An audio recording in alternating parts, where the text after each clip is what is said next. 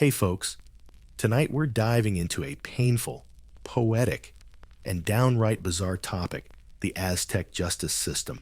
The Aztec Empire, a civilization famous for pyramids, precise calendars, and oh yeah, blood-soaked rituals. These guys didn't just sacrifice people for religion. They also had a legal system. A punishment system so creative, it's terrifying. So before you get comfy, take a sec to like and subscribe only if you actually dig what I'm doing here. And hey, drop a comment telling me where you're watching from and what time it is. Always fun to see who's tuning in from all corners of the globe. Now, dim those lights. Maybe turn on a fan for some soothing white noise. Let's start this sleepy journey. Imagine stealing food and getting dragged naked through the city while chili powder's rubbed into your wounds. Charming. Right. Or being forced to inhale smoke until you pass out all because you chopped down the wrong tree. This isn't the ramblings of a lunatic. This was Aztec law. In their world, punishment was both performance art and policy. So, what are some of the weirdest, cruelest, and occasionally laugh out loud Aztec ways to keep order? Let's find out. When people think of the Aztec Empire, they picture heart sacrifices, blood-soaked pyramids, and priests waving obsidian blades. Not exactly famous for their warm hugs. But here's the thing. The Aztecs didn't just swing swords at anyone annoying them. They had a surprisingly organized and even sophisticated legal system. Brutal, sure. Chaotic, nope. Their justice had rules, laws, and structures that would make your apartment building's HOA jealous.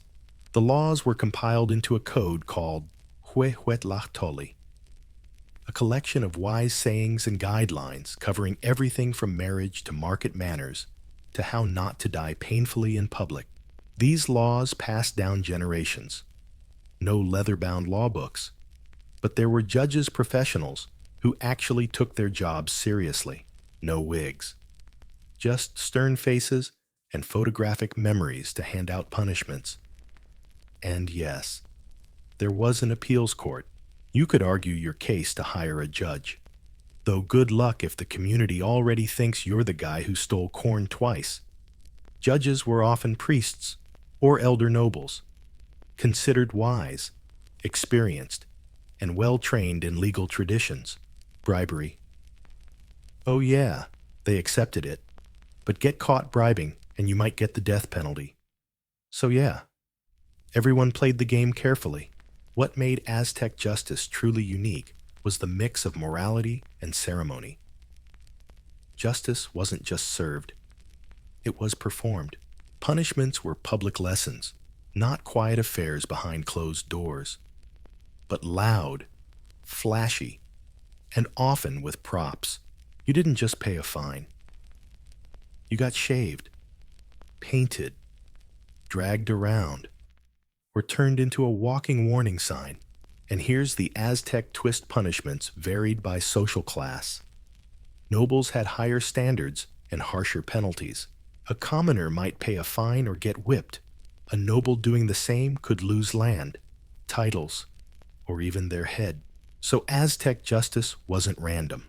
It was sharp, stylish, public, and a little theatrical. And if you broke the law, the empire made sure you and your neighbors never forgot it. So you broke Aztec law. Maybe you drank pulque underage.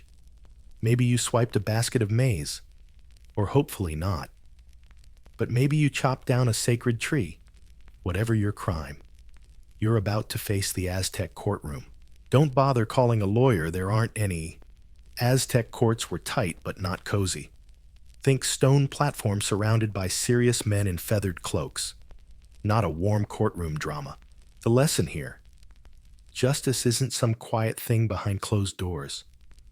No, it's loud, public, and comes with props.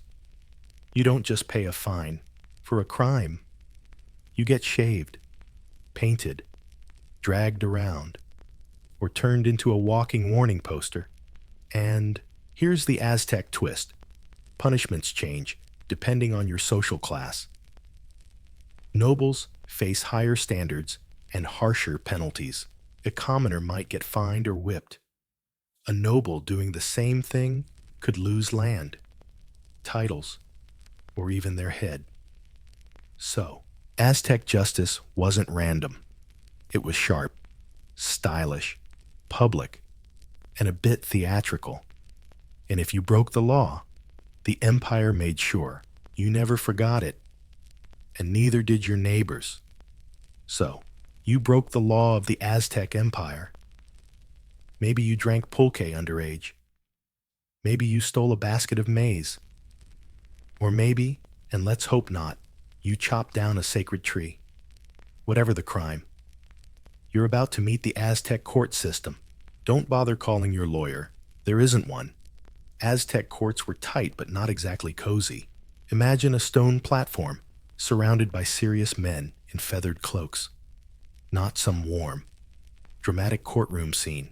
The trial was public, usually in a plaza or temple courtyard, and not for show unless you picture someone getting shaved, face painted, or whipped in front of a crowd. Cases were usually judged by Tlaxcatani wise elders or nobles trained in empire laws and customs. They weren't randomly picked. They studied for years, memorizing law codes and learning how to spot liars and cheats. You don't argue with them unless you really enjoy the sound of a public whipping. Defendants could defend themselves, and sometimes a family member or elder might speak up for them. But honestly, unless you're super convincing or insanely lucky, it probably won't go your way. There were witnesses, evidence, and even multiple courts, including a Supreme Court and an emperor-level appeals court. Yep, you could take your case all the way up to the top, but the journey was brutal. And if the emperor found you guilty, let's just say, paperwork wasn't exactly the next step. One thing you quickly learn, Aztecs didn't do drawn-out nonsense. No long trials, no years of debates. Verdicts were fast, and punishments usually happened the same day. That's efficiency. Efficient skin flaying, to be exact. Also, no prisons. Aztec society didn't lock up criminals. You could pay fines, be humiliated, enslaved, or executed. Sometimes all four, but you never got forgotten. Aztec courts weren't about legal rights or fancy procedures. They cared about moral purity, social order, and public spectacle. So if you're standing before an Aztec judge, stand tall, speak carefully, and try not to be obvious. They notice things like that in most cultures. Naughty kids got a timeout or a stern talking to. The Aztec Empire, they had something a bit more intense. The chilly steam chamber. Possibly the coolest way in history to say, listen to your mom. In Aztec families, obedience wasn't optional. Kids were expected to work, listen, respect elders, and pull their weight. The idea was simple: train kids early to be good citizens, hard workers, and future warriors or weavers. And if young Cuauhtémoc didn't want to sweep the floor or dared to talk back, he got the chili treatment.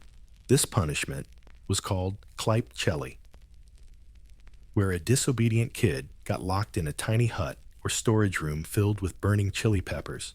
As the peppers burned, the room filled with thick smoke that made your eyes sting, your throat close up, and your sinuses burn. Think pepper spray. But spiritual, the kid didn't get physically hurt, at least not permanently, but the experience was unforgettable. No beatings, bruises, or blood. Instead, it was sensory overload. The chili vapor made parents' hours of yelling obsolete in just a few minutes. The goal wasn't cruelty. It was shame-based conditioning. Once you've felt that fiery sting, you're less likely to mouth off at your parents, at least until you can speak again. Other kid punishments included getting pricked by cactus spines, forced public temple cleanup, or carrying heavy bundles of firewood. These weren't about public humiliation for fun. They were about making things right. And in a society where everyone had social duties, discipline was non-negotiable. Even noble kids weren't exempt. In fact, they had to meet higher standards. A noble boy disrespecting a teacher or elder could be tied up, beaten, or even temporarily enslaved. Not forever, but enough to make the lesson painfully clear in both literal and figurative ways. So if you grew up Aztec, rebellion came with real consequences, and probably a few tear-filled afternoons in the chilly steam chamber. Spicy, absolutely effective, without a doubt, and nobody ever forgot their first chili steam. The Aztec Empire had one of the harshest takes on theft in the ancient world. Stealing wasn't just morally wrong. Growing up, Aztec meant a rebellion came with serious consequences, and maybe a few tearful afternoons soaking in chili smoke. Yes, it's painful. Yes, it works. And nobody ever forgets their first chilly steam bath. The Aztec Empire had one of the harshest takes on theft in the ancient world. Stealing wasn't just a moral slip-up. It was an attack on the social order. Food, tools, cloth, firewood, all valuable. And taking what's not yours insulted your neighbors and the gods. So, the punishment. Let's just say, the Aztecs weren't into subtlety. First-time offenders started off okay. Thieves might have to return stolen goods, pay compensation, or get publicly shamed. Maybe a few lashes. Maybe a ridiculous haircut. Painful, sure, but survivable. But steal again. Welcome to slavery. My friend, the Aztecs didn't bother with prisons. They preferred you work off your debt, get caught a second time, and you might get handed over to the victim as a personal servant. Silent work, dignity gone. Every step, a reminder that honesty would have been way easier. Now, if you're brave and or stupid enough to steal a third time, things get ugly. The third strike was usually ritual flaying slow, messy, and completely public. No quick or private exits here. This was a drawn-out, ceremonial event held in front of crowds. The point wasn't just pain, it was symbolism. Skin was sacred, part of your identity. Losing it meant serious social points lost. Sometimes they peeled off strips, sometimes the whole thing. And the skin wasn't just tossed aside in religious rituals. A priest might even wear the flayed skin for a bit to honor the earth goddess, symbolizing rebirth and punishment all wrapped into one creepy package. Sounds terrifying. Right, it was. And that was the whole point. This kind of justice wasn't just personal. It was a message. A thief flayed in the market square stopped thousands of future crimes. It made you think twice before swiping tamales or slipping a jade bead into your robe. The Aztecs believed in laws, consequences, and the power of example. And their message was crystal clear. Steal once. We warn you. Steal twice. We make you work. Steal thrice. You won't need your skin anymore. In the Aztec Empire, marriage was serious business, not just a social contract, but a sacred bond tied to cosmic balance, family honor, and economic alliances. So when someone broke that bond with a little affair, the punishment wasn't a divorce court drama. It was death by blunt object. Let's start with the basics. Adultery wasn't just a messy private scandal. It was a capital crime, publicly prosecuted and harshly punished. And it wasn't just men who got to throw stones. Women could accuse too. But if you got caught, no therapy sessions for you.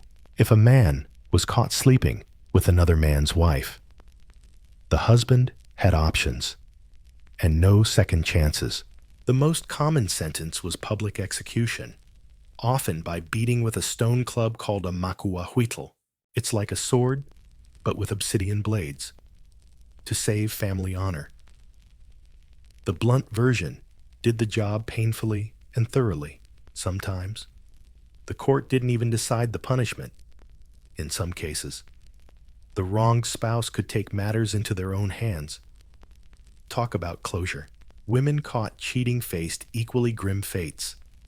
Execution by strangling, stoning, or being thrown off cliffs was possible, depending on the region and the severity of the betrayal.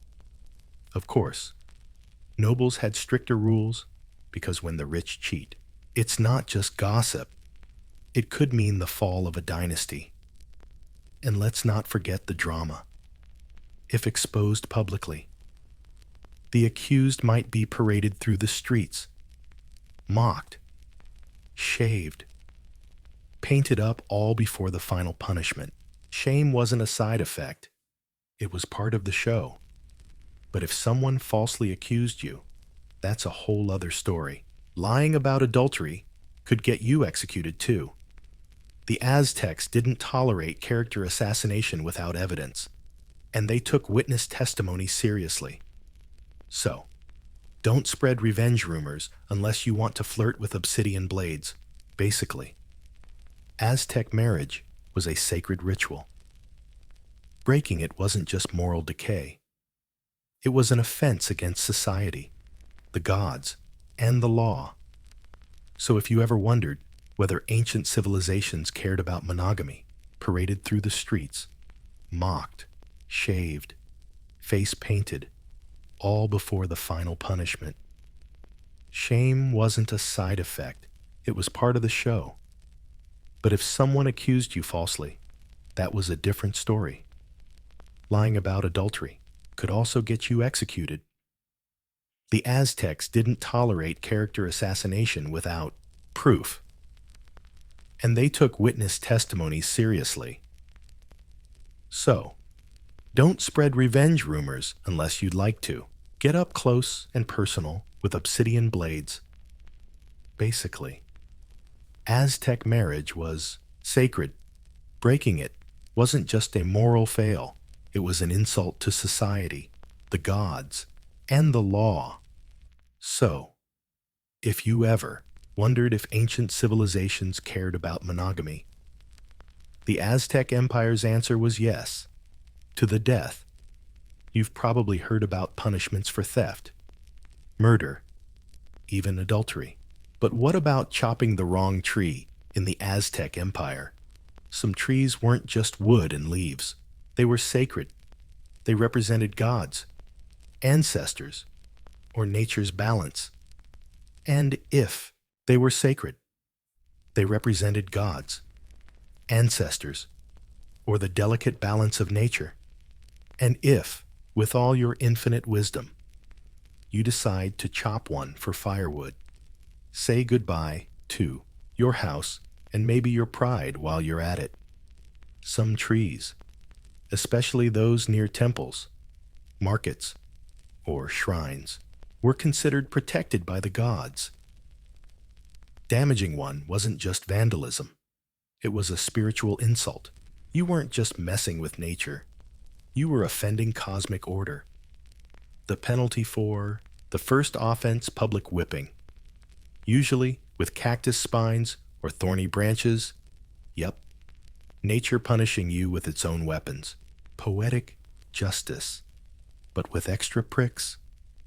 But wait, it gets worse.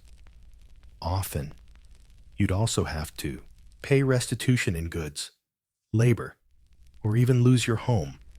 Your property could be confiscated or burned, and in some areas, the tree offender would be paraded through town while villagers hurled stones and curses. This wasn't just about physical pain. It was a public shaming to let everyone know this idiot wrecked God's landscape, and if you messed up again, you could be enslaved, especially if the tree you harmed was near a sacred site. Because if you can't respect the roots of a tree, you don't deserve roots of your own. To us modern folks, this might sound nuts getting punished for trimming a branch, but for the Aztecs, this was serious business. Nature wasn't passive. It was alive, sacred, and deeply connected to the divine. Trees, rivers, mountains, they weren't resources. They were family. Harming them without permission was like slapping your grandma and hoping no one noticed. So if you lived in the Aztec Empire, you better know the tree laws. That tree outside your neighbor's house? Better ask first. The shady guy at the market hands off. Because in this world, ignorance isn't bliss. It's just a fire hazard and a bruise from thorns. In most cultures, underage drinking usually ends with a lecture, a nasty hangover, or an awkward ride home with your parents. In the Aztec Empire, it ended with execution. Let's be clear, the Aztecs weren't anti-booze. They had a beloved sacred drink called pulque, made from the fermented sap of the maguey plant. It's fizzy, slightly sour, and packed with ritual meaning. Pulque was used in religious ceremonies, festivals, and even funerals for adults, especially elders and priests. It was medicine and divine. But if you were a teenager, even one sip meant a death sentence. Aztec youths were expected to be disciplined, respectful, and stone-cold sober. Pulque was reserved for those who earned it through battle, age, or wisdom. Youth was for learning, not partying. And teenage drunkenness wasn't just frowned upon. It was seen as moral decay. So if a teen got caught drinking, the punishment was swift and harsh. First-timers might have their heads shaved, a mark of shame. Sometimes they were paraded naked through town while villagers cursed or threw trash. A mobile reminder that good choices beat fermented ones, but repeat offenders. The stakes got real fast. Execution by strangling or beating, usually in public. This wasn't about drama. It was about making an unforgettable point. Just one teen hanging from a pole was enough to keep the whole neighborhood on the straight and narrow for a generation. Even noble youths weren't exempt. In fact, they had to follow even stricter rules. A prince caught drinking might face ritual humiliation at court or be exiled to a cold, remote temple as punishment. Being entitled to text isn't an excuse for stupidity. Why so serious? Because the Aztecs saw drunkenness as spiritual decay, a gateway to laziness, disrespect, and rebellion. And in a civilization that prized order, discipline, and cosmic balance, a drunk teen was basically a ticking time bomb. So, next time you picture a wild Aztec party, just remember, unless you're old, high-ranking, or at a funeral, your pulque cup stays dry. Otherwise, your throat won't be feeling so great. In the Aztec Empire, work wasn't just a chore, it was a virtue, a sacred expectation, a civic duty etched into society itself. Everyone, from commoners to nobles, had a role in the great cosmic machine. So, what happens if you slack off? Let's just say you'll be working again real soon, just not by choice. Laziness and slacking off weren't seen as quirky personality traits.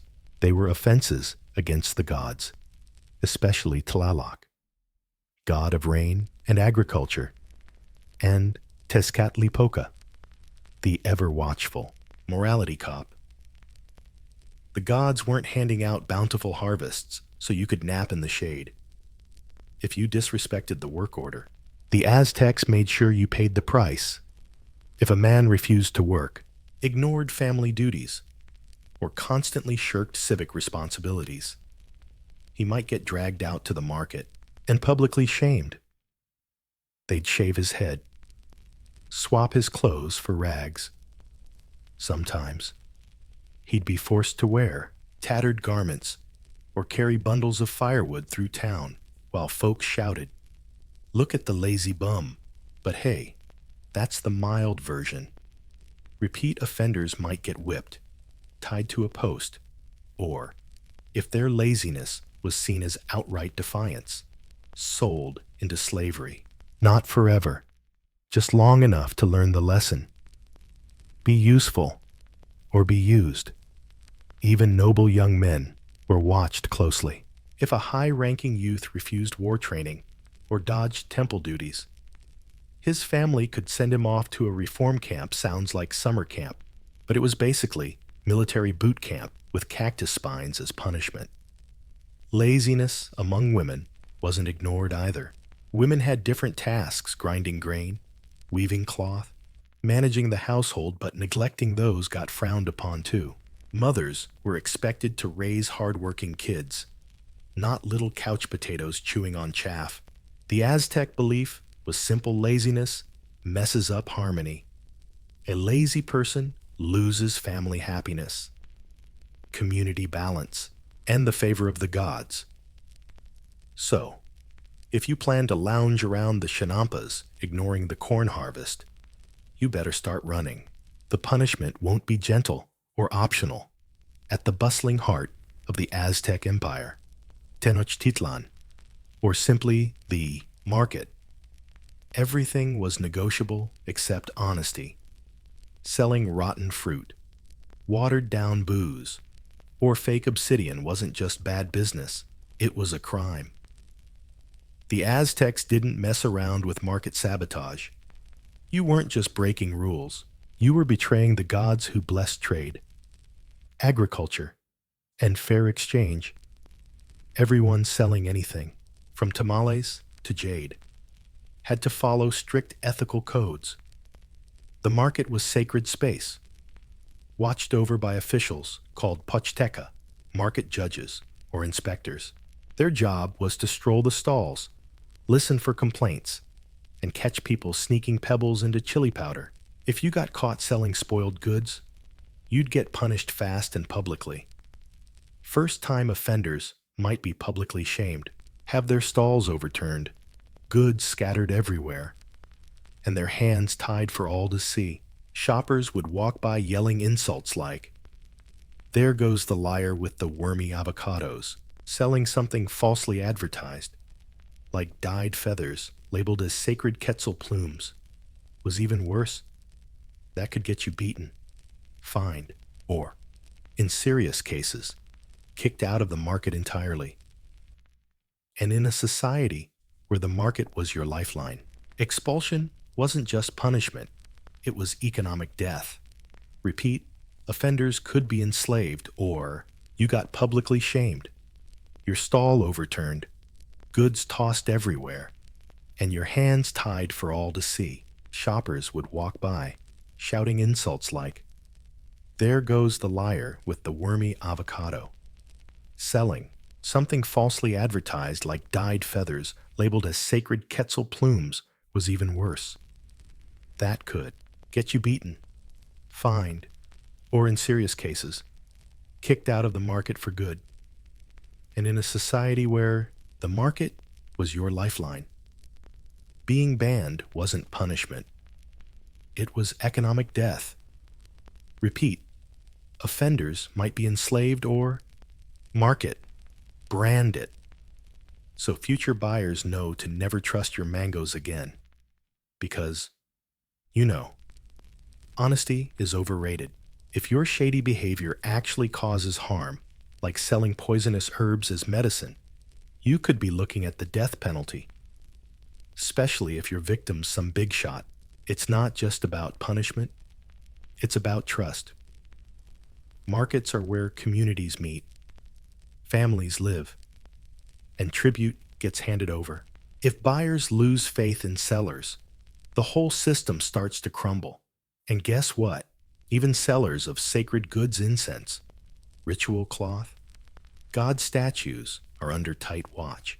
If a merchant in the temple gets caught selling crappy goods at high tribute prices, they're not just scamming people, they're cheating the gods. And let me tell you, the gods don't refund your money, they bring down disasters. So if you think you can sneak into the market with a painted corn cob and a charming smile, think again, because in Tenochtitlan, the phrase buyer beware comes with a sharp edge. If you've ever found yourself standing in an Aztec courtroom, surrounded by elders in feathered cloaks and facing judgment under a judge's piercing gaze, here's a golden rule. Don't lie. Seriously. Don't jazz things up. Don't misremember. And absolutely don't make up your own version of the truth. Because in the Aztec Empire, lying under oath wasn't just unethical. It was deadly. The Aztecs saw truth as sacred, not just courtroom politeness. Telling the truth meant keeping order, harmony, and divine balance. Lies. They wreck social structure and insult the gods, especially Tezcatlipoca, god of darkness, judgment, and truth. He's not a fan of your creative storytelling. Trials relied heavily on witness testimony. No security cameras, no forensic labs, just your word against theirs. And that carried serious weight. So when you lied in court, you weren't just messing with the outcome. You could be sending someone to death or slavery unjustly. The penalty for perjury: death, usually strangulation, stoning, or beaten to death with clubs, depending on the region and how bad the lie was. If your lie was proven and caused harm, you'd likely share the same grim fate. Poetic but ruthless justice. Even tiny lies led to serious consequences: public beatings, exile, or ritual humiliation. You might get painted black, the color of deceit, have your head shaved, and be paraded through the market with a sign around your neck reading, "Talks too much, tells too few truths." False accusers weren't just punished for lying.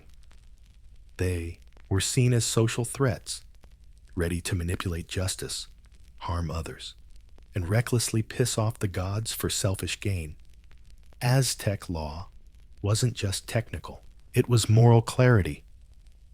And to them, truth was sacred, binding, and non-negotiable. So if you ever stood in the square accused of a crime, thinking a little fib would save you, remember, in the Aztec Empire, truth could free you, but lies, they could bury you. The Aztecs believed in second chances, but not many actually got them. Their legal system was harsh, but not careless. First offense might get you a warning, a fine, or a public whipping to learn your lesson. Second time, brace for something nastier: public humiliation, slavery, or loss of property. But the third strike, that's when things got serious. Like execution level serious. For the Aztecs, repeat offenses weren't just annoying, they were proof you refused to live in balance. And balance was everything in Aztec worldview. Crops grew because society functioned. The sun rose because everyone played their part. So when someone kept breaking the law, they weren't just a nuisance, they were a threat to cosmic order. Say you're a thief. First time, you return the goods. Second time, you get enslaved. That buries you. The Aztecs believed in second chances. but not many actually counted on them. Their legal system was harsh, but not random. First offense, you might get a warning, a fine, or a public whipping to really drive the lesson home. Second offense, things get uglier. Public humiliation, slavery, or confiscation of your stuff. But the third strike, that's when it's execution time ritual style. For the Aztecs, repeated crimes weren't just annoying. They were proof you refused to live in balance, and balance, in Aztec worldviews, was everything. Crops grew because society functioned. The sun rose because everyone played their part. So when someone keeps breaking the law, they're not just a nuisance, they're a threat to cosmic order. Say you're a thief.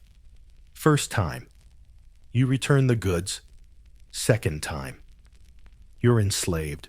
Third time, you get slowly skinned alive, in public, with the full backing of the law, and probably the whole neighborhood's cheering.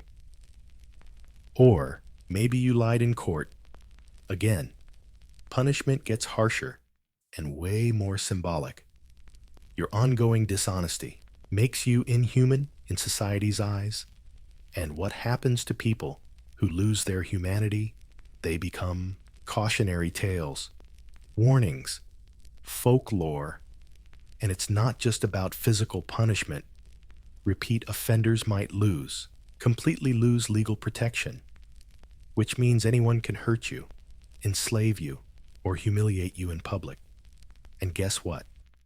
You have zero legal recourse, no exile, no prison, no identity.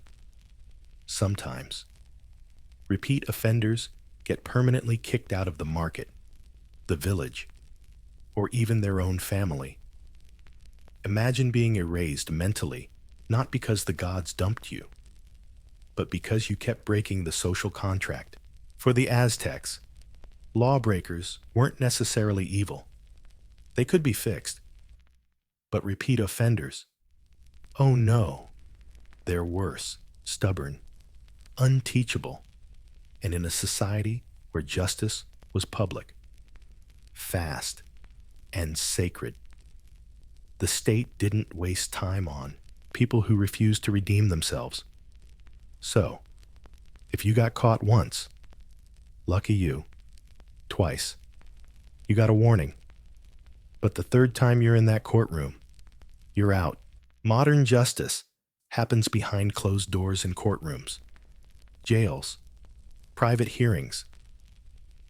But in the Aztec Empire, justice was a street spectacle. Punishment wasn't just for the offender. It was meant to teach everyone a lesson. The Aztecs believed fear and shame were just as useful as sticks and cactus whips. If someone saw your humiliation, they'd remember long after the pain faded, and they'd think twice before stealing that tamale. That's why most punishments, from beatings to executions, were done in public, usually right in the community center, plaza, market, or outside a temple. That's where people gathered to trade, pray, and gossip. Perfect for a public shaming performance in front of friends, family, and even your enemies. Picture this: you're caught lying or stealing. They drag you to the plaza. A crowd forms. Your clothes get ripped off. Maybe your head gets shaved. They smear you with black soot to mark your shame. Then the punishment starts: a beating, a tying up, or maybe a spicy chili smokeout in a hut if you're young and dumb. Kids who don't respect elders might be forced to carry heavy firewood barefoot through town. Lazy workers parade around with signs hung around their necks. Cheaters might get stoned or strangled in front of a crowd, silent or not. Public punishment wasn't random cruelty. It was a ritual reminder. The Aztecs understood psychology. Pain fades, but shame echoes. And that echo keeps society in line. No prison system, no life sentences. The goal wasn't to destroy wrongdoers. but to transform or annihilate them in front of everyone. Even executions were grand spectacles. A thief might be flayed alive not in some dark dungeon, but in the very plaza where he sold stolen goods. His punishment became a living fable for passers-by. In Aztec law, privacy was for the innocent. The guilty had to be seen, heard, and remembered, not just for what they did, but for what happened next. Because in this world, your real sentence wasn't just death or pain. It was the lesson. In the Aztec Empire, punishment wasn't about how you felt. It was about what you represented. Hurting you wasn't enough. You had to be seen, explained, and above all, understood. Justice in Tenochtitlan wasn't just a legal process. It was a performance. And you were the unlucky star. Say you stole something: food, tools, clothes. If it's your first offense, maybe you won't get beaten. Instead, your head gets shaved, your body smeared with black soot, and you're paraded around in humiliating clothes, torn shirts, oversized garb, or rags tied up in ridiculous knots that make you look like a walking joke. Everyone's respect. Even executions were public spectacles. A thief could be skinned not in some dark dungeon, but right in the square where he used to peddle stolen goods. His punishment became a living fable for passers-by. In Aztec law, privacy was for the innocent. Guilty folks had to be seen, heard, and remembered, not just for what they did, but for what happened next. Because in this world, your real sentence wasn't just death or pain. It was a lesson. In the Aztec Empire, punishment wasn't just about how you felt. It was about what you represented. Hurting you wasn't enough. You had to be seen, explained, and above all, understood. Justice in Tenochtitlan wasn't just a legal process. It was a show. And you were the unlucky star. Say you stole something: food, tools, clothes. If it was your first offense, you might not get beaten. Instead, they'd shave your head, smear you in black soot, and parade you around in humiliating outfits torn, oversized shirts or rags tied up in a ridiculous knot. No physical pain, but a symbolic massacre. In other words, you lied in court. You might even dye your lips black to mark your deceit. Everyone would see it. Everyone would know. Whether you told the truth later didn't matter. The stain told the story for you. Even the colors carried meaning. Black stood for lies and shame. Red could mark a serious crime. Striped or dyed clothes were public punishments. The Aztecs believed in visible consequences can mark a serious crime. Striped or dyed clothes, public humiliation material. The Aztecs knew the human eye never forgets what it's trained to fear. Noble criminals. No special treatment for them either. Actually, it's worse. A noble kid caught drunk might have to wear commoner clothes and sweep the temple floor a total status faceplant. For the Aztecs, that image hit hard.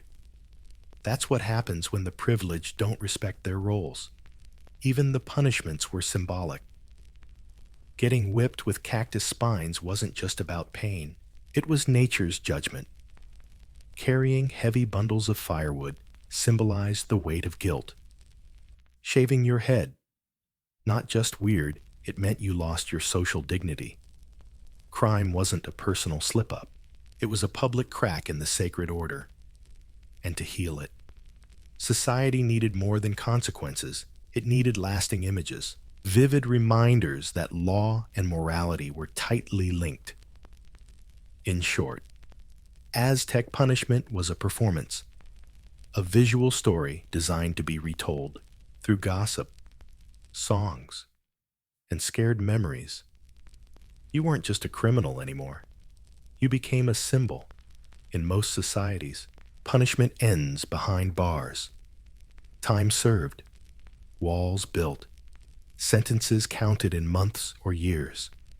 But in the Aztec Empire, no prisons. Why? Because Aztecs didn't believe in storing problems away. They handled them quickly, publicly, and often permanently. To them, punishment wasn't about removing someone from society. It was about resetting them so they could still be ordered around from the outside. No need to feed prisoners, build jails, or pay guards. Time wasn't the punishment. Shame, pain, or death, that was the real deal. Steal something, you might get enslaved, forced to work off your crime. But you didn't disappear. You stayed in society as a warning mirror. Lie, you carry the mark of deception on your body. Serious crime punishment hits fast, witnessed by the community and gods alike. And if you're beyond repair, repeat offender, danger to others, or just plain defiant, your story doesn't end behind bars, but out in the market, the square, or the temple steps. No pardon necessary. Even noble prisoners, like captured enemy rulers or top criminals, weren't locked up. They were held temporarily under ritual conditions, treated based on status, until execution or sacrifice. Their time wasn't up. It was counting down, still. They had small holding cells, not prisons where someone stayed briefly before punishment. Sparse places, guarded by warriors, not for rehab. You didn't go there to change. You went there to wait. This system worked because Aztec law was all about immediacy and visibility. Delayed punishment weakens the impact. Invisible punishments, like exile, robbed society of its lesson. And in Aztec eyes, the lesson was the whole point. So while other civilizations built towers to hide criminals, the Aztecs built rituals to remind you break the order, and consequences come fast, public, and unforgettable. Because in this empire, bars weren't necessary. Balance was maintained. By now, you've probably noticed, the Aztec Empire wasn't big on second chances. Their punishments were quick, symbolic, and usually painful. And that was the whole point, because for the Aztecs, justice wasn't about restoring dignity. It was about remembrance. Every punishment, whether chilly steam baths, cactus whippings, or invisible punishments, like exile, stole the social lesson, and to the Aztecs, the lesson was the whole point. So, while other civilizations built towers to hide criminals, the Aztecs built ceremonies to remind you break the order, and consequences come fast, public, and unforgettable. Because in this empire, they didn't need bars. They had balance. By now, you've probably noticed, the Aztec Empire stopped believing in second chances a long time ago. Their punishments were quick, symbolic, and the Aztec Empire didn't believe in second chances for a long time. Their punishments were usually quick, symbolic, and often painful. And that was the whole point. Because for the Aztecs, justice wasn't about restoring dignity. It was about making a statement. Every punishment, whether it was chilly steam baths, cactus beatings, or being flayed alive in the square, was designed to ingrain the crime deep into the memory of the offender, the witnesses, and the entire community. A culture without prisons had to rely on something way stronger: fear, shame, and the kind of gossip that starts with, "You will never believe what I saw at the market today."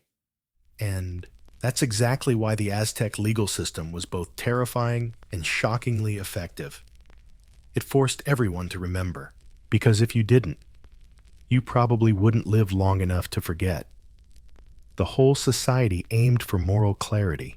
Kids were taught early that bad behavior wasn't just painful, it also got you noticed. Adults knew crime wasn't just a personal screw-up. It was cosmic imbalance. The gods hated drawn-out court dramas. They wanted action, and the Empire delivered. But here's the kicker. Despite all the brutality, the system worked, at least for them. Social order stayed intact, markets ran smoothly, kids respected their elders, priests didn't get pickpocketed at ceremonies, and if you ever thought about breaking a rule, just glance at that guy with the shaved head and soot-streaked face limping by, and suddenly, the rules get pretty darn clear. The Aztecs didn't just punish, they enforced morality. Every crime was a chance to teach a lesson. Every consequence was dramatic. You didn't learn from reading scrolls. You learned by watching a punishment you never wanted, to experience yourself. And if you couldn't learn, well, the system had a plan for that too. In a society with no long-term prisons, repeat offenders were put on notice. Either you remember the rules, or you don't live long enough to break them again. That's Aztec justice, fast, symbolic, and unforgettable in every possible way, before becoming a nightmare for Roman traders and a symbol of maritime recklessness. Chota was a woman navigating the brutal politics of the rising Irian kingdom. She couldn't inherit the throne peacefully. She married it as the wife of King Agran of the Ardier tribe, one of the strongest Irian alliances on the eastern Adriatic coast. Tudor stepped into a world ruled by warlords, smugglers, and pirates. Agran was a formidable king, known for military ambition and expansion campaigns. Under his rule, Iria became a fearsome naval power. But in 231 BC, his sudden death, whether from illness or maybe just drinking himself to oblivion, depending on which ancient rumor you buy, threw the throne into chaos, and Tudor took power not as a grieving widow, but as regent for her underage son. This was no ceremonial role. Tudor didn't sit behind silk curtains waiting for advice. She grabbed power, and more importantly, naval power. Her reign began during a time when piracy was basically a national pastime. To her people, Irian pirates weren't criminals. They were the backbone of the local economy. They raided merchant ships, demanded tribute, and controlled key trade routes through the Adriatic and Ionian seas. Under Tudor's regency, piracy not only continued, it expanded. She encouraged, licensed, and fiercely protected it. To her, it was a legit form of warfare. And for many Irians, it was an honorable profession. Tudor knew exactly what she was doing in a world where Athens had declined and Rome hadn't yet dominated the seas. She saw a gap and filled it with Irian sails. But even though she controlled the Adriatic, her boldness soon provoked a power that hated maritime interference. Rome. Slowly but surely, Rome was expanding its reach and watching closely. And as Irian pirates flooded Roman trade routes, Tudor's reign stopped being just a local headache. It became an international problem that Rome decided needed a long-term solution. The Queen of Stone and Sea had stirred up a giant, the pirate Tudor, not just attacking lone merchant ships. They hit Roman supply convoys, demanded tribute from Greek cities under Roman protection, and even raided ports along the western coast. To Rome, this wasn't piracy. It was an insult. And Romans aren't exactly famous for letting insults slide unanswered. By 230 BC, Sanchez, the Roman senators had had enough. The Senate sent an official diplomatic delegation to Tudor's court. a warning wrapped in diplomacy, but with a dagger hidden behind it. The lead ambassador, a Roman named Lucius Corranius, was famous for being blunt. His orders were crystal clear: tell Queen Irian to stop the piracy, or Rome would take matters into its own hands. When the delegation arrived, they probably met at Skadra, the capital of Tota. Picture this: marble pillars, Irian's guards wearing feathered helmets, and a queen not trembling in fear, but firmly in command. Tutor welcomed them. But when they delivered Rome's message, her reaction was ice cold. She gave them the kind of answer only a cold-blooded ruler could, according to her story. As the later Roman historians recorded, she insisted that Irian kings always let their subjects make a living however they pleased, including piracy.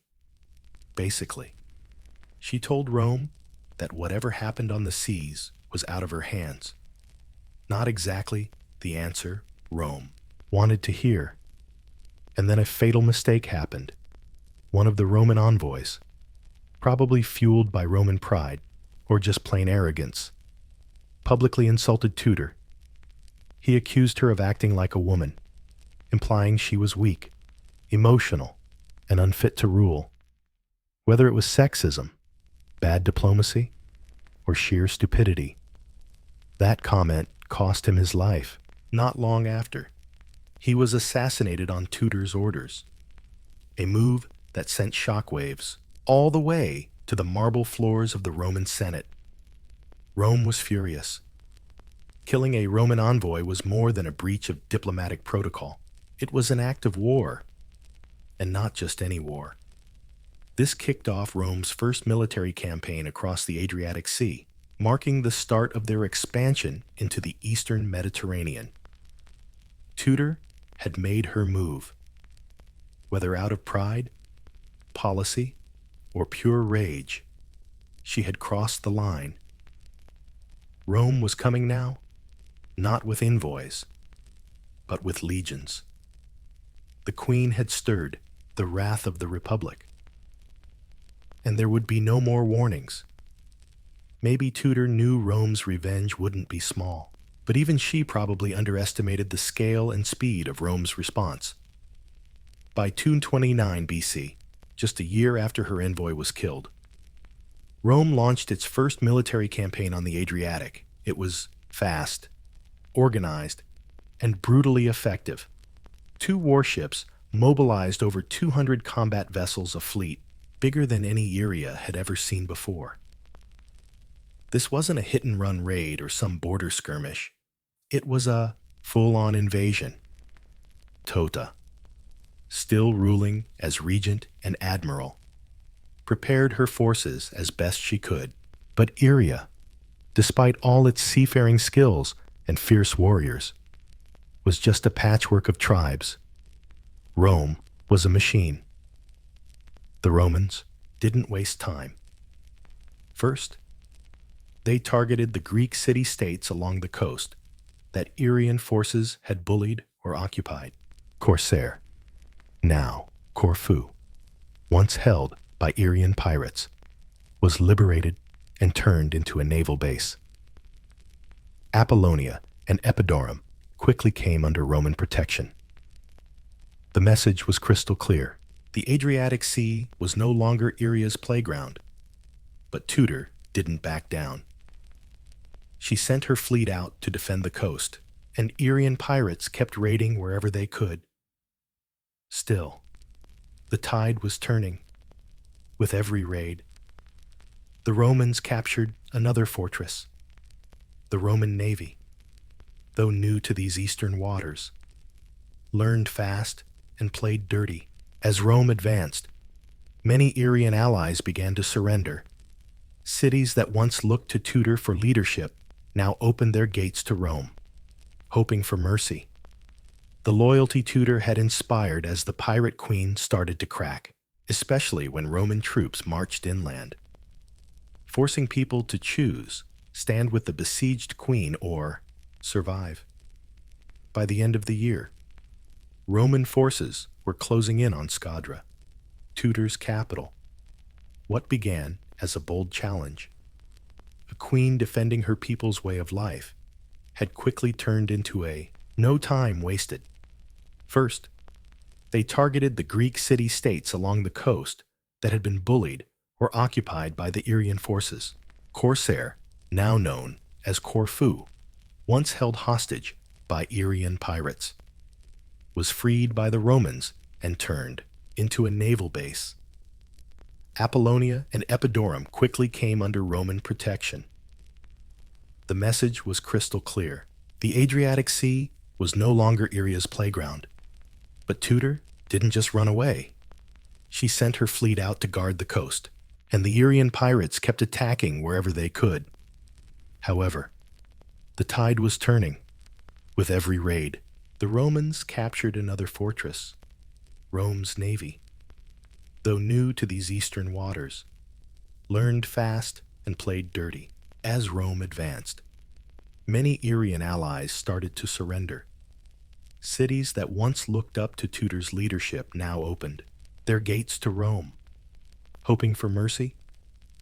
The loyalty she inspired as the pirate queen began to crack, especially when Roman soldiers marched inland, forcing people to choose side with a besieged queen or survive.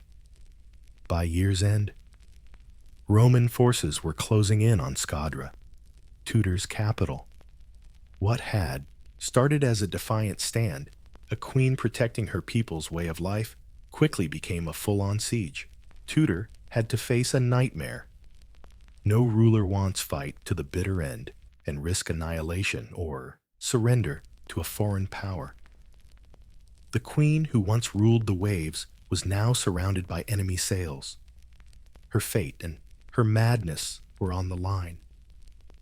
As Roman troops neared Scadra and her allies fell one by one, Tudor's once mighty influence began to ebb like a dying tide. Her network of coastal fortresses, crucial for resupplying ships and launching raids, crumbled under Roman pressure. The Adriatic Sea, once Irian territory, was now swarming with Roman warships. The Queen of the Seas had lost her sea. But Tudor wasn't stupid. She might have ruled like a storm. But she knew when to back down, especially when her survival was on the line. In 228 BC, facing overwhelming odds, she did the unthinkable. A proud pirate queen sued for peace. The negotiations were designed to humiliate her. Rome wanted to make an example out of her. They demanded she give up most of the Irian coastline, hand over key fortresses, and, worst of all, surrender the navy she cherished. Tudor was allowed to rule only a tiny patch of her old kingdom's mainland, and even there, she had to promise never to sail more than 2 unarmed ships past a narrow strip of coast. 2 unarmed ships. For a woman who once commanded a fleet, that was a symbolic castration. The sea was no longer hers. The pirate queen title was stripped away, and the Adriatic now belonged to Rome. But even in surrender, Tudor wasn't totally defeated, though her political power weakened and her military influence shrank. She kept her title and served briefly as regent. Her survival through the storm showed the wisdom and pragmatism that shaped her rule. In a world where rebellious rulers often ended up executed or chained in Roman victory parades, Tudor was spared. Maybe Rome respected her persistence, or maybe they just didn't want to turn her into a martyr. Still, her influence quickly faded. Right after the peace treaty, Tudor vanished from history. Her stepson Pinez would eventually rule in name only, always under Roman watch. Tudor once queen of waves and warriors, sank into silence. But she wasn't forgotten. In Roman memory, she was the first to challenge them at sea. And in Irian legend, she remains a symbol of resistance, a woman who dared to defy a rising empire and nearly got away with it. Though Tutter's reign ended in surrender, her legacy laid the groundwork for one of the Mediterranean's most important shifts, Rome's rise as a naval superpower. Ironically, it was her defiance that forced Rome to evolve. Before Tutter, Rome was mostly a land power. Its military strength came from legions, politics from land-owning elites, and focus was all on the Italian peninsula. The sea was for merchants, Greeks, or pirates like the Irians. But Tutter changed that. The First Irian War, sparked by Irian boldness and the assassination of a Roman envoy, was Rome's first serious fight on the Adriatic Sea. It demanded building a fleet, mastering sea routes, and learning how to occupy and manage coastal cities. This wasn't just a one-off expedition. It was a beginning. That loss didn't just anger Rome. It forced them to expand. And Rome took notes. They didn't just crush the pirate system and leave. They replaced it. After victory, Rome set up protectorates along the Irian and Greek coasts, guarding trade routes once run by pirate Tutter. They installed friendly rulers, collected tribute, and built a lasting presence. The Adriatic, once Irian blue, now sparkled with Roman sails. It's easy to overlook how huge this was, but without Tutter, without the crisis she sparked, Rome might never have become a naval empire so early. She accidentally became protectorates along the Irian and Greek coasts, securing trade routes once in the hands of Tudor's pirates. They installed friendly rulers, collected tribute, and built a lasting presence. The Adriatic Sea, once a Irian blue, now sparkled with Roman sails. It's easy to overlook how important this was. But without Tudor, without the crisis she sparked, Rome might never have become a naval empire so early. She accidentally became the catalyst. Her resistance pushed innovation. Her aggression caused transformation. And her fall marked the strategic shift in Roman foreign policy, from defending borders to expanding beyond them. Of course, she never signed up for this. Tudor's goal was never to teach Rome how to build an empire. She fought to protect her people's independence, legitimize the Aryan maritime trade, and keep her power in a man's world. But like many historical figures, caught up in the empire game, her legacy got written by the enemy. Yet, you gotta wonder, if Tudor hadn't challenged Rome, would the Republic have crossed the Adriatic Sea that early? Or would it still be a landlocked empire for another generation?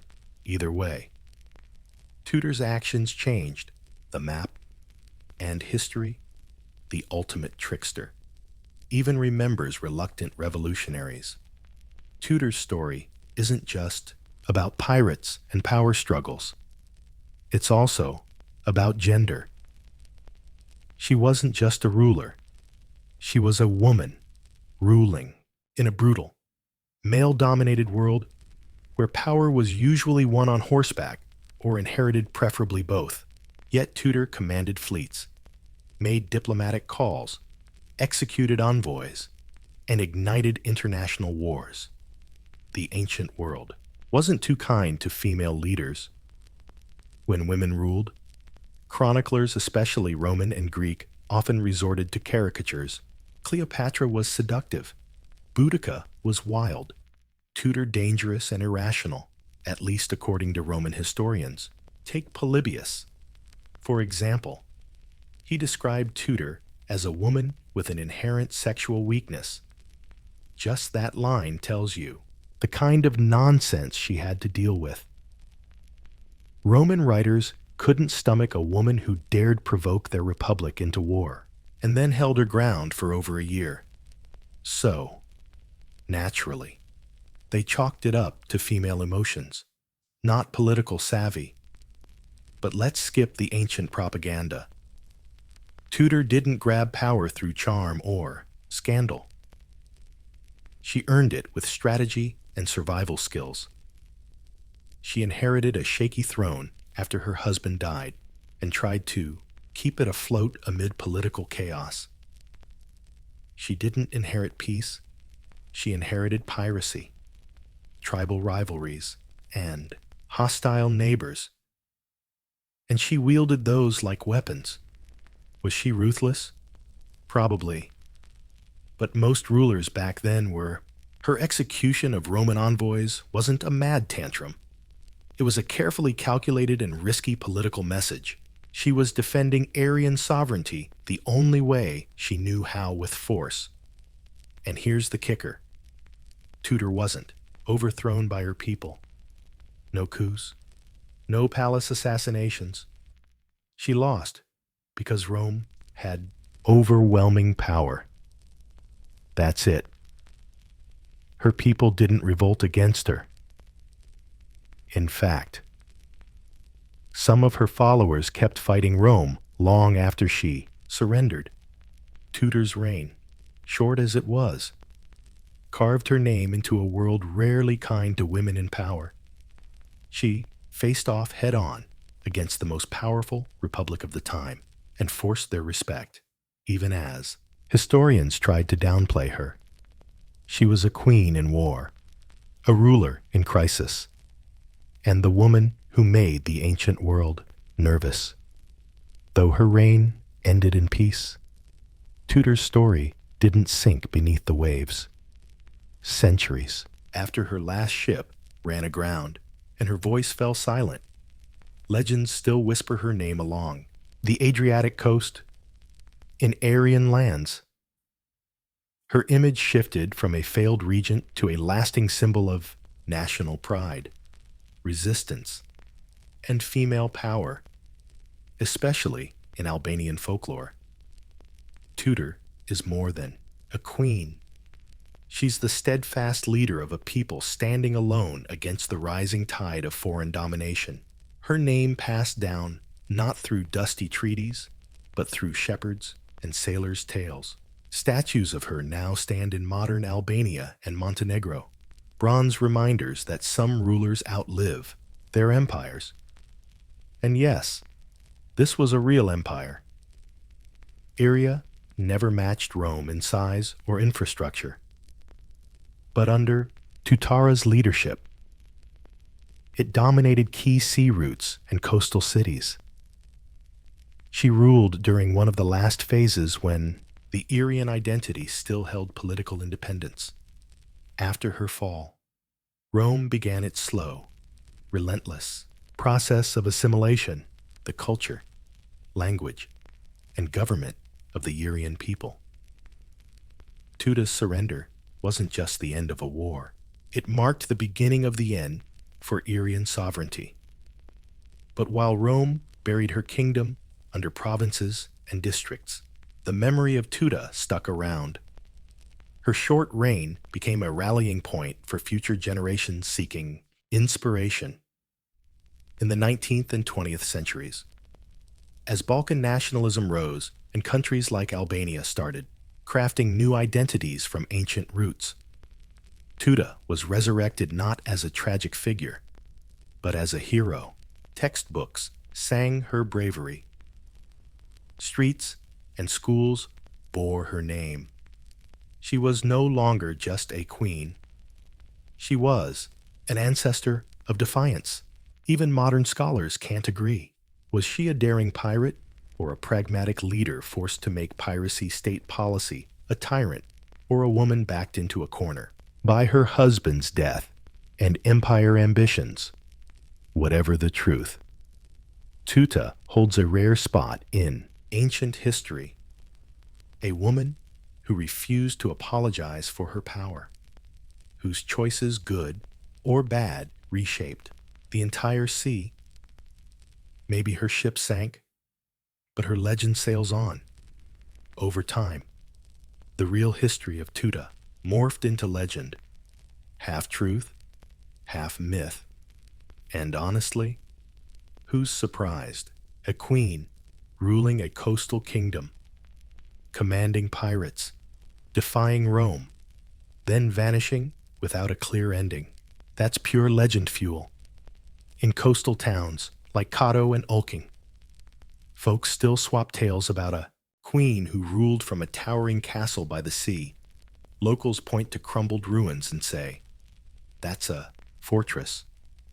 Even though archaeology isn't totally buying it, they say she jumped off a cliff to dodge Roman capture, hid treasure in secret island caves, and cursed the waters that betrayed her.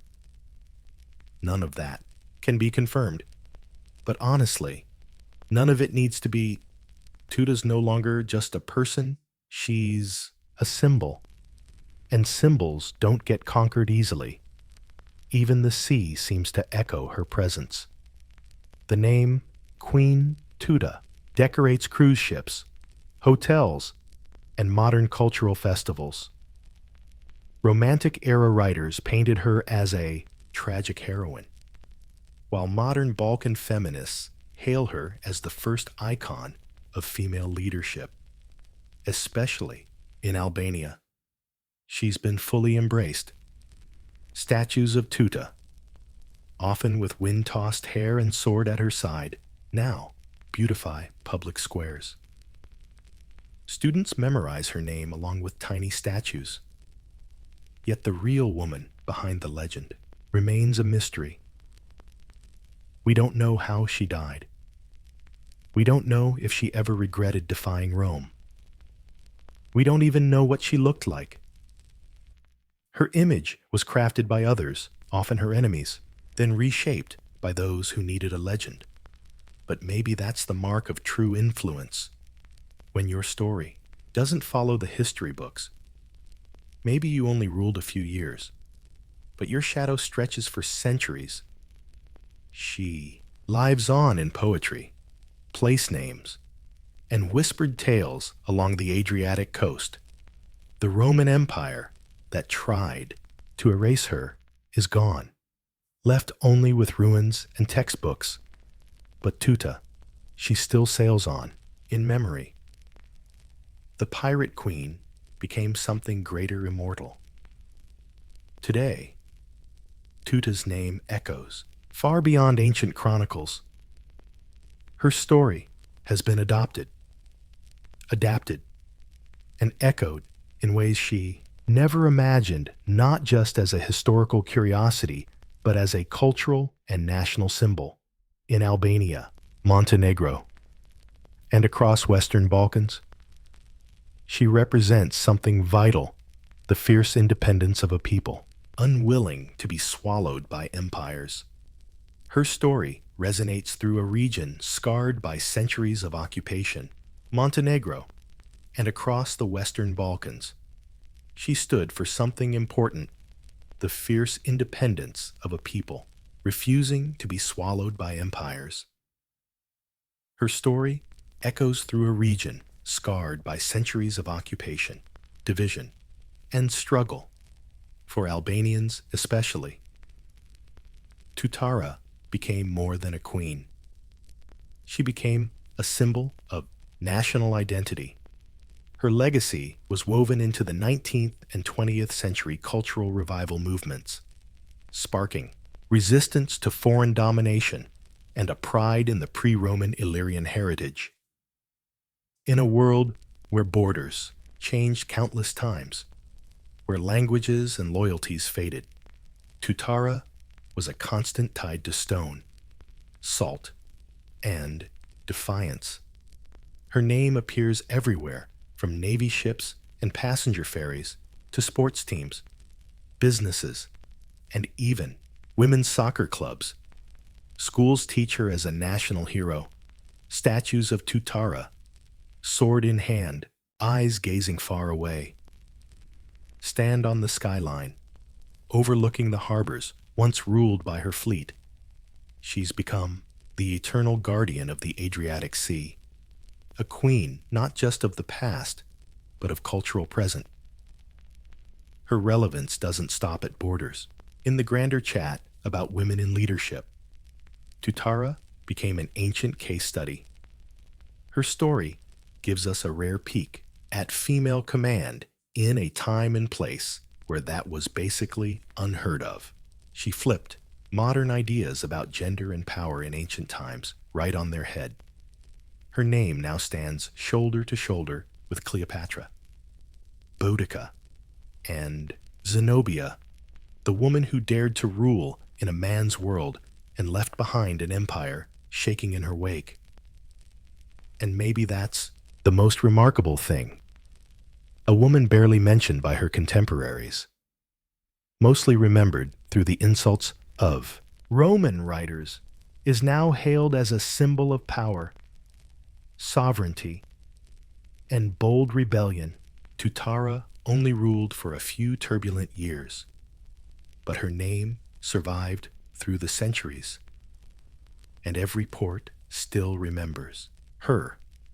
Every bedtime story about the queen who defied Rome keeps Tutara sailing on not-in warships, but in the most jaw-dropping real estate deal in history, with just a pen stroke and a $15 million handshake.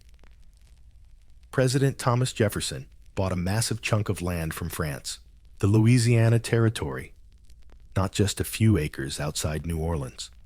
We're talking over 800,000 square miles of unexplored wilderness stretching from the Mississippi River all the way to the Rocky Mountains and beyond.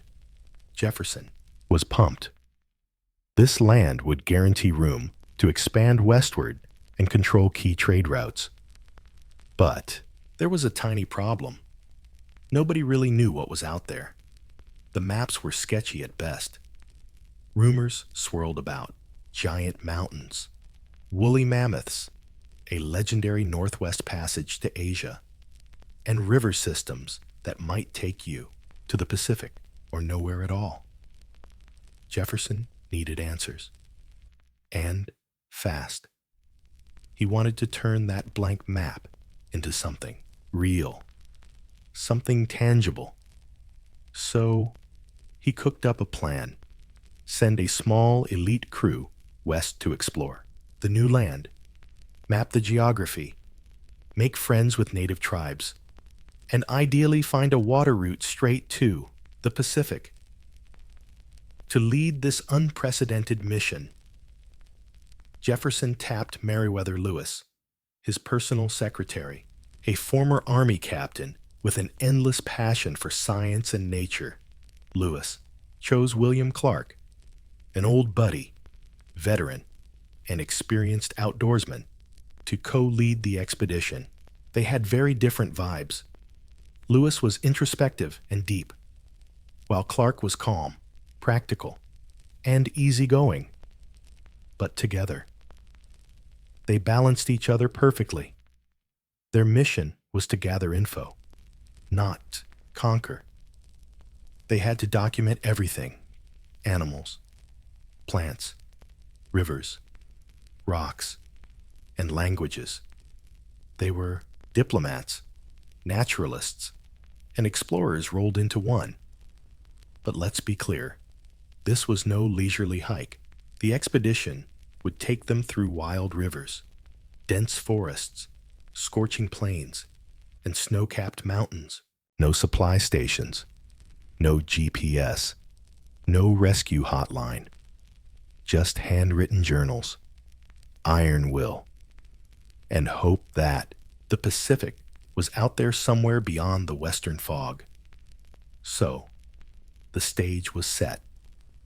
A young nation held a huge mystery, and two men were about to dive in, armed only with courage and the presidents trust? Before stepping into the wilderness, Lewis and Clark needed a team, not just a travel group. They needed men who could paddle upstream for weeks, hunt for food, fix a crew, not just some random travel group. They needed men who could row upstream for weeks, hunt their own food, fix broken gear, fight if needed, and get along in tight spaces with zero privacy for years. Basically, men tough enough to survive anything. This elite group was called the core of the expedition. Winter of 1803-1804. The recruiting begins. Lewis and Clark set up camp at Camp Dubois, just north of St. Louis, on the east bank of the Mississippi River. This would be their training ground and staging area. They recruited mainly from military outposts, brave border soldiers, sharpshooters, and disciplined troops. Most were in their 20s, single, and hungry for adventure. Among them was a guy named George Druard, a master, tracked and translated, and John Ordway, a strict but capable sergeant who helped keep the discipline in check. Every rookie swore an oath to join the expedition. This was no casual sightseeing tour. It was a branch of the U.S. government carrying the hopes of a young nation. Lewis and Clark would lead, but everyone had a role. Blacksmiths, carpenters, hunters, cooks, even musicians were drafted to keep morale up. Supplies were just as crucial. The crew loaded a custom-built keelboat, fully equipped with sails, oars, and a cabin.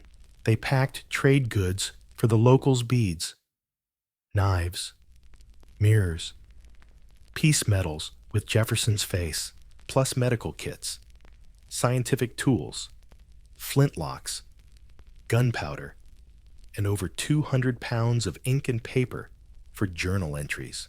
The men trained daily through the winter, rowing, sailing, hauling, and shooting drills. They learned survival as a team, how to follow orders, and most importantly, how to trust their captain. Discipline was no joke. Desertion meant a whipping, but the unity they forged would become their greatest weapon on the road ahead. By May 1804, the core team was ready. Over 40 tough men set out upriver, on the Missouri, paddling into territory few Americans had ever seen. This was the start of a journey that would take them over mountains, through tribal nations, and all the way to the Pacific. Or at least, that was the plan.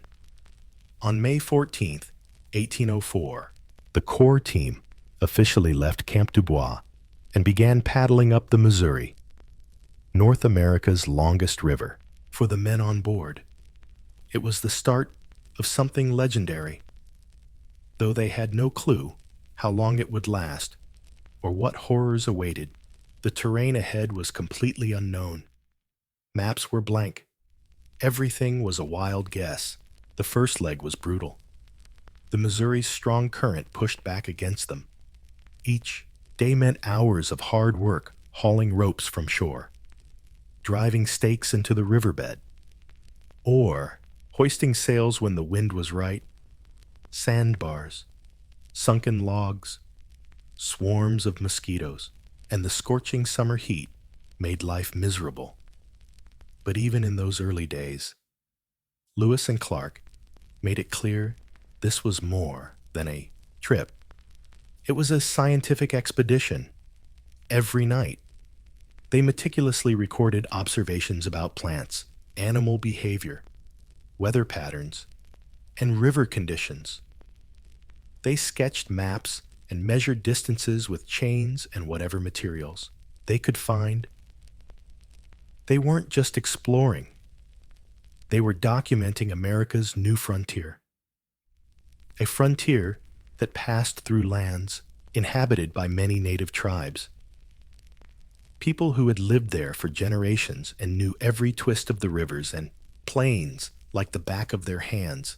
The expedition's first major encounter was with the Otto and Missouri tribes near present-day Nebraska. The meeting was formal, diplomatic, and important. Clark handed out gifts and medals, while Lewis explained the U.S.'s new territorial claims, a concept met with healthy skepticism by many native leaders. Still, diplomacy ruled the day. The core team pressed onward. Wildlife was both a wonder and a threat. North American grizzly bears, previously unknown to Americans, turned out to be way more aggressive than expected. Swarms of mosquitoes and gnats relentlessly tormented them. Herds of bison thundered across the plains.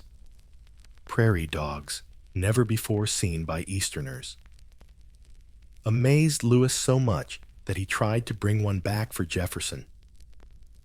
By October 1804, after 5 grueling months on the river, they reached the Mandan and Hidatsa villages in what is now North Dakota.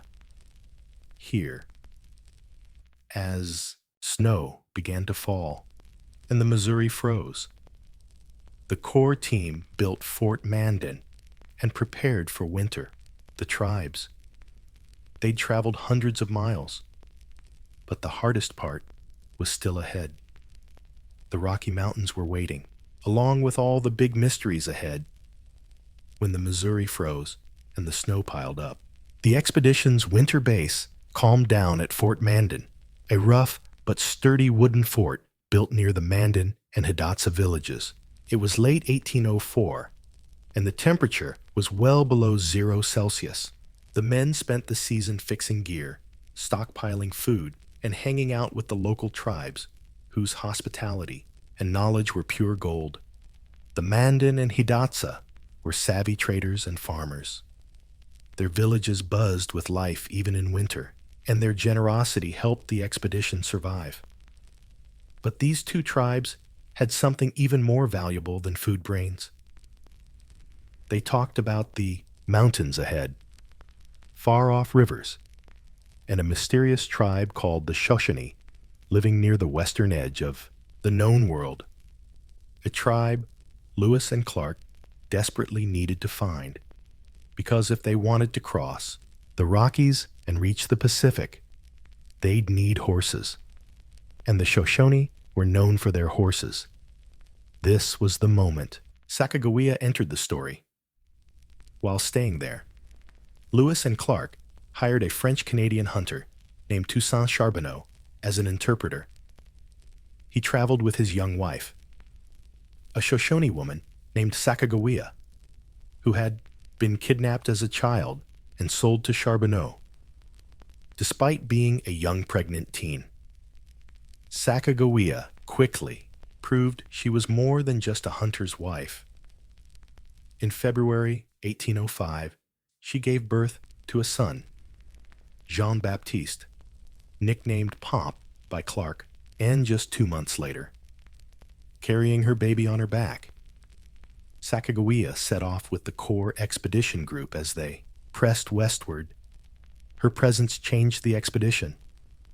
First, she was an interpreter who could speak with the Shoshone groups they'd meet. Second, she knew some of the terrain ahead. And third, probably most importantly, she was a symbol. A woman holding a baby signaled peace to the tribes they encountered. War parties didn't bring their families. The core group left Fort Mandan in April 1805 with better supplies, improved maps, and fresh hope. Ahead were roaring rivers, towering mountains, and challenges none of them had faced before. But now they had Sacagawea, a quiet powerhouse who would shape the mission's fate. As the expedition pushed deeper into the continent in spring 1805, the Missouri River started to change. The wide, muddy river they'd known narrowed, twisting through rocky valleys and growing more violent. The land around them was no longer gentle prairie. It rose, rugged and wild. The expedition was entering the upper Missouri Basin, and the terrain was not on their side. Soon, they faced one of the toughest physical challenges the Missouri's big waterfalls.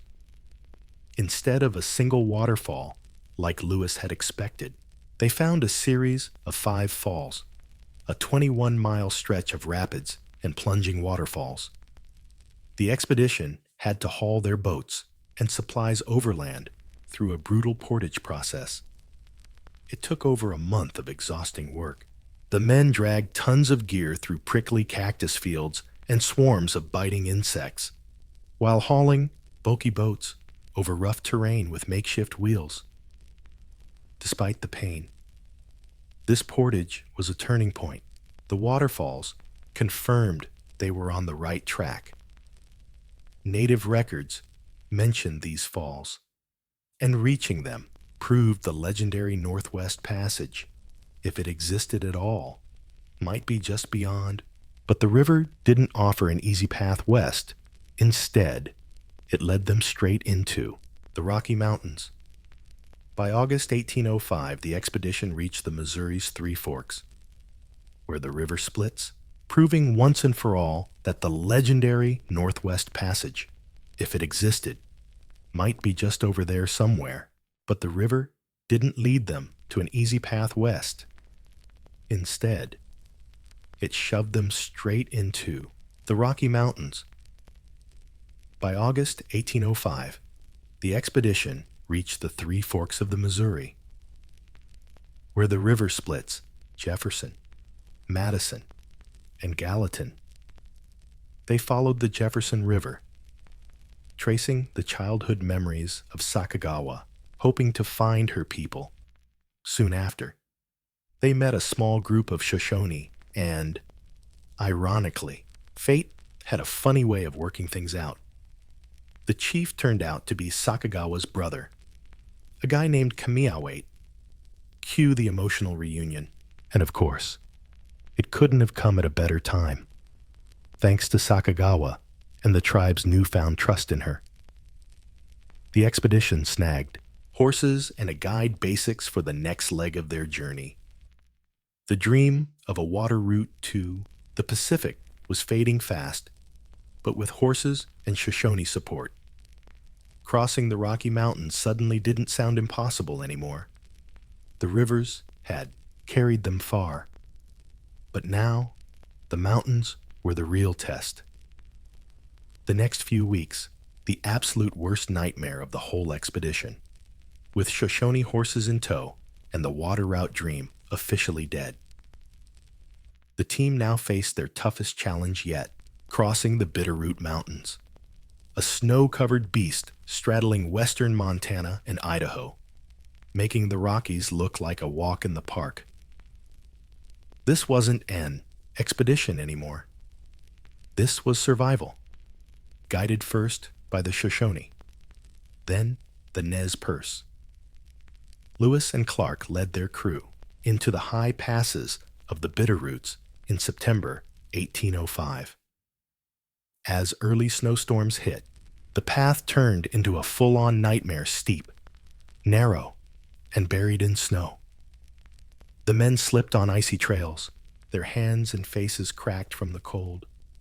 No game to hunt. Their horses collapsed from hunger, and the men resorted to eating candles, animal hide stew, and any roots they could dig up. At one point, they could barely manage a mile a day. By the time they hit Nez Perce territory, the expedition was on the brink of collapse, skinny, exhausted, and nearly lifeless. The Nez Perce could have attacked. They had the numbers and the element of surprise. But instead, the tribe showed mercy. Nez Perce fed the men dried salmon and camas roots, helping them heal, a crucial moment. without the Nez Perce. This expedition might have died right there, buried in a mountain pass. After they recovered, Lewis and Clark prepped horses and built new dugout canoes, the river's Clearwater, Snake, and finally, the mighty Columbia would carry them to the Pacific. But by then, they'd learned something they hadn't known at the start. There is no direct water route across the continent.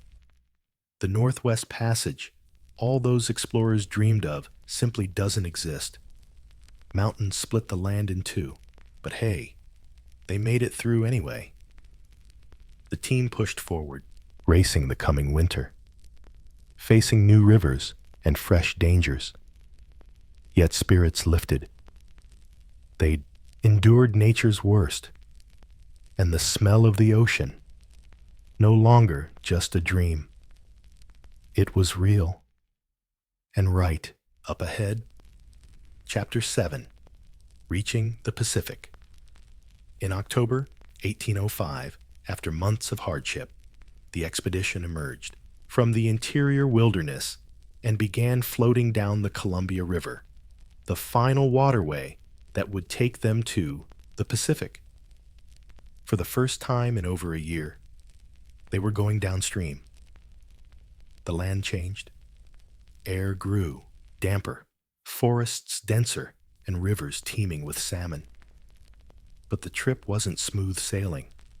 The Columbia, majestic as it was also full of danger.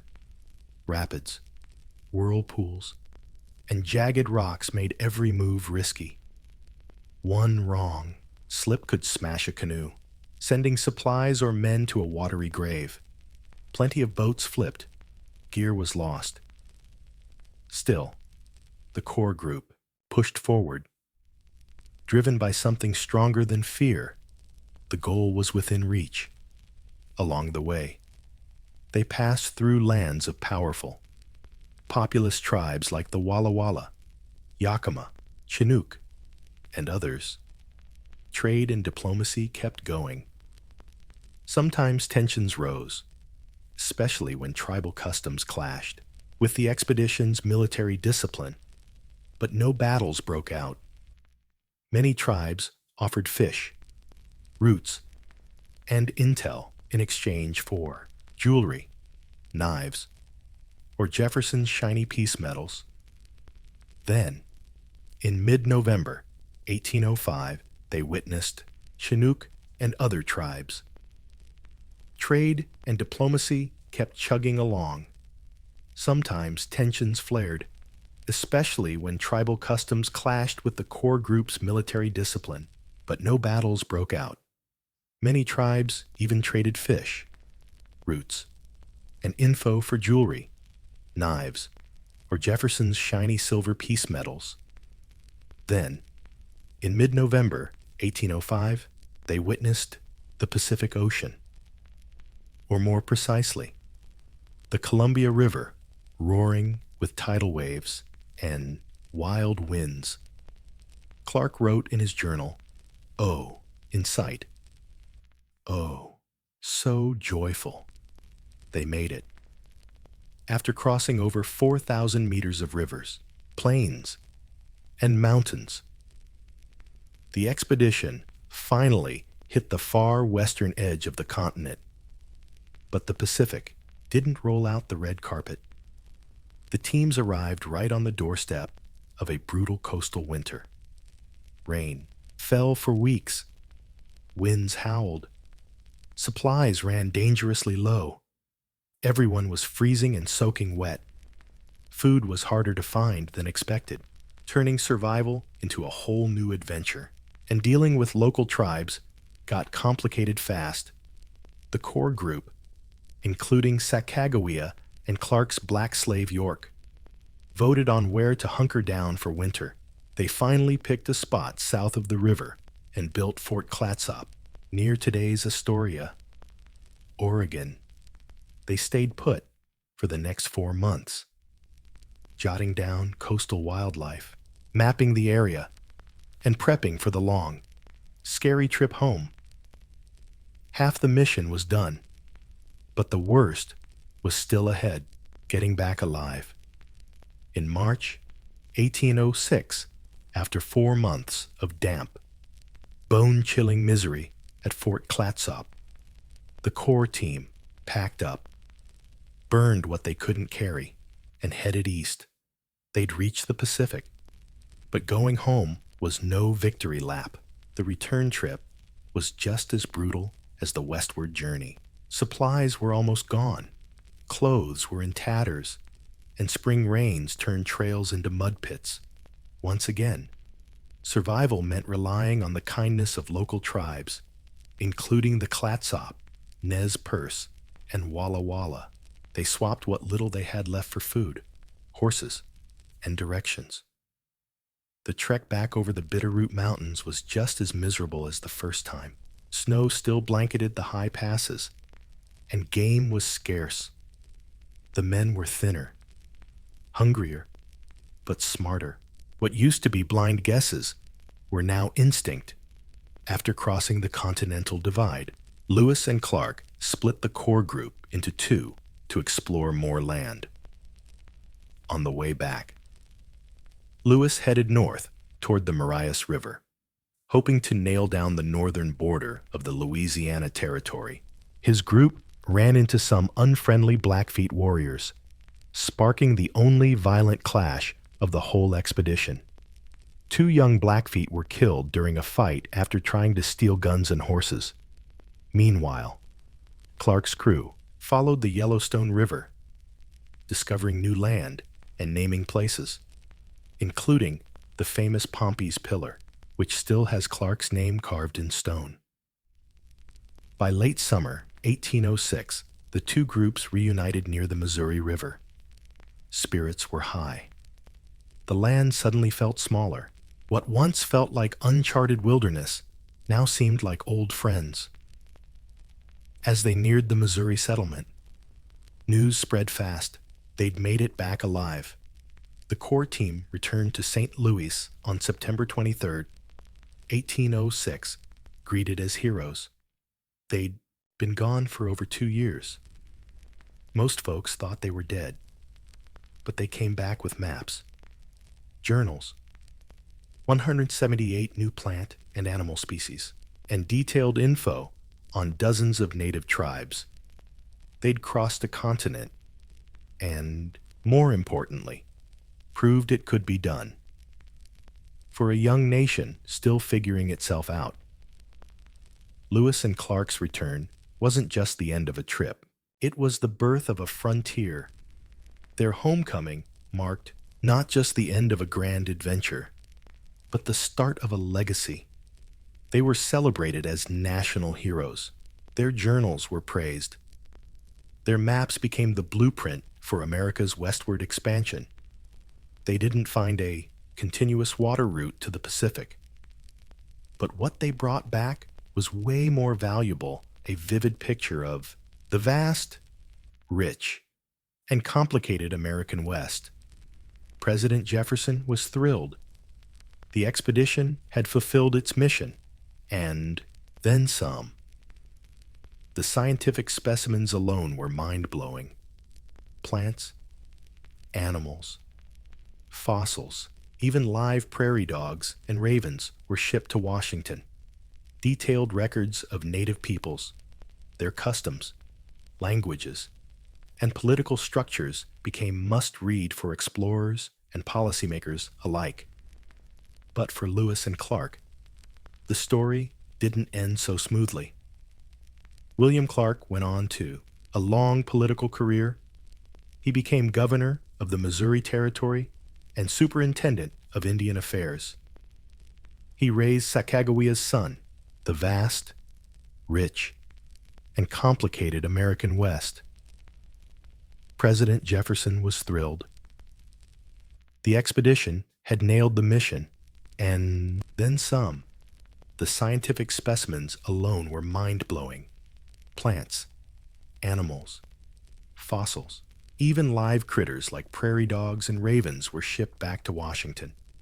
Detailed notes on native peoples, their customs, languages, and political structures became must-read material for future explorers and policymakers.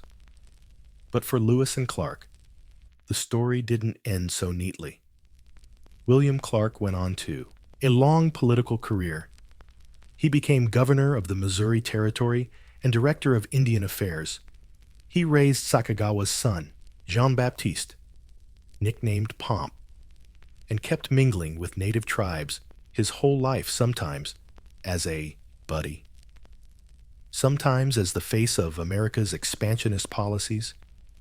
Meanwhile, Meriwether Lewis struggled, appointed governor of the Louisiana Territory. He was haunted by political fights, debt, and declining mental health. Just 3 years after the 1809 expedition, Lewis died under mysterious circumstances, likely suicide, along Tennessee's Natchez Trace. He only 35. As for Sacagawa, her life after the expedition stays partly shrouded in mystery. Records say she died young in 1812, though some whispers claim she lived way longer. What's clear is her presence was super important. Without her, the core group probably never would have crossed the Rockies or earned the trust of key tribes. Her strength, grit, and quiet smarts changed the fate of the whole expedition, even if history books don't always give her the credit. The core group of explorers reshaped how Americans saw their country. They showed that this continent was huge, interconnected, and already home to diverse sovereign nations. They kicked open a door that soon flooded with settlers, soldiers, and big ambitions. Lewis and Clark didn't just find new lands. They stood on the edge of something way bigger, the future of the U.S., and it was never going to be the same again. Beneath the bustling footsteps of tourists and the lively chaos of Istanbul lies a silent world, one that nurtured the Byzantine Empire drop by drop. It's called the Basilica Cistern, and if you don't know where to look, you'd never guess that beneath cobblestone streets and the noise of modern life, an ancient water church still breathes. Built back in the 6th century under Emperor Justinian the Great's rule. The cistern wasn't just a water tank, it was an inward-facing palace, covering over 9,800 square meters. It held up to 80,000 cubic meters of water, all tucked under the city's foundations. But this is not just a hole in the ground.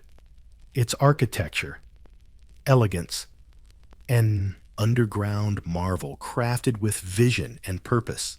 Justinian ordered it built after a devastating fire and a series of riots rocked the city. His empire, already battered by plague and unrest, couldn't afford a water shortage not for palaces, public baths, or the people. The cistern was built to ensure survival, to provide Constantinople with a secret water source during sieges and uncertain times. But perhaps the most spectacular thing about the basilica cistern isn't its size, but its style. 336 marble columns, each about 30 feet tall, hold up the vaulted ceiling like silent sentries. Many columns were recycled, some might say stolen from, old pagan temples. Their styles don't quite match, hinting at the rush and improvisation that went into installing them. When you descend the stone steps and step into the chamber, it's cool. Moisture clings to the air. The water's surface ripples quietly beneath wooden walkways. And all around you, shadows dance on the amber-lit columns. This wasn't meant to be seen, yet it was built with such reverence for form it rivals any cathedral on earth in grandeur. It's an upside-down church, designed not to praise heaven, but to preserve the earth's most vital gift above ground.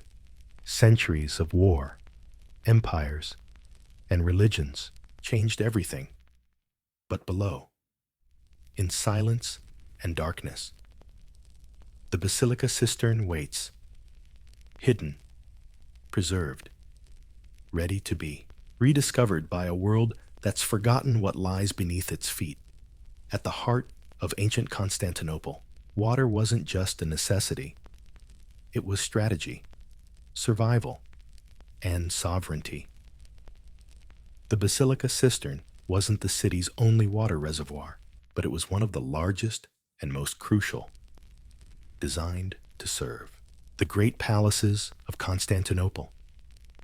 It was fed by aqueducts stretching miles from distant springs in the Belgrade forest, including the massive Valens Aqueduct. The city's population was huge back then, hundreds of thousands. All was rediscovered by a world that had long forgotten what lay beneath its feet. At the heart of ancient Constantinople, water wasn't just a necessity. It was strategy, survival, and sovereignty. The basilica cistern wasn't the city's only reservoir, but it was one of the largest and most crucial, built to serve Constantinople's grand palace. It was fed by aqueducts stretching miles from distant springs in the Belgrade forest, including the massive Veiled Aqueduct. The city's population was huge back then, hundreds of thousands of people, all of them needing fresh water, not just for drinking, but for public baths, fountains, and even royal gardens. In peacetime, water flowed freely through the city's complex systems, but Constantinople was both a fortress and a city, and sieges were always a looming threat. The genius of the system was in its invisibility. Invaders might cut off aqueducts or poison outside wells, but they couldn't touch what they couldn't even know was there. Hidden beneath a nondescript building, once a grand basilica, this system was exactly what it claimed to be: a secret water reservoir, supplying the palace complex and nearby areas even while war tore the walls apart. Building it was an epic feat of engineering and manpower. Thousands of slaves, workers, and artisans toiled away under the emperor's orders. Materials were recycled from all over the empire, especially from temples in Asia Minor. That's why, when you walk past the columns, some are ornately decorated, others plain, and some just weirdly out of sync. They were borrowed, reused, and given a second life to serve the empire. Practical, absolutely, but also insanely beautiful. Golden shafts of light pierce through.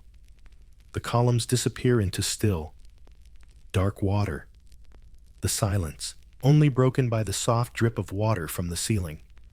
Visitors today describe it as another world spooky, elegant, like a church built for ghosts. Centuries passed. Empires crumbled and rose, and the basilica slowly faded from public memory, covered up, forgotten, and eventually wiped off the map. It became one of the city's hidden lifelines, still holding water, still doing its job long after its creators vanished into thin air. Few places shout the silent genius of Constantinople louder than this underground sea. Not just architecture, a defiant masterpiece carved from stone. Water preserved beneath a burning, crumbling world. For centuries, the basilica was not destroyed or damaged, just hidden. When the Byzantine Empire fell and the Ottoman Empire rose, the city transformed.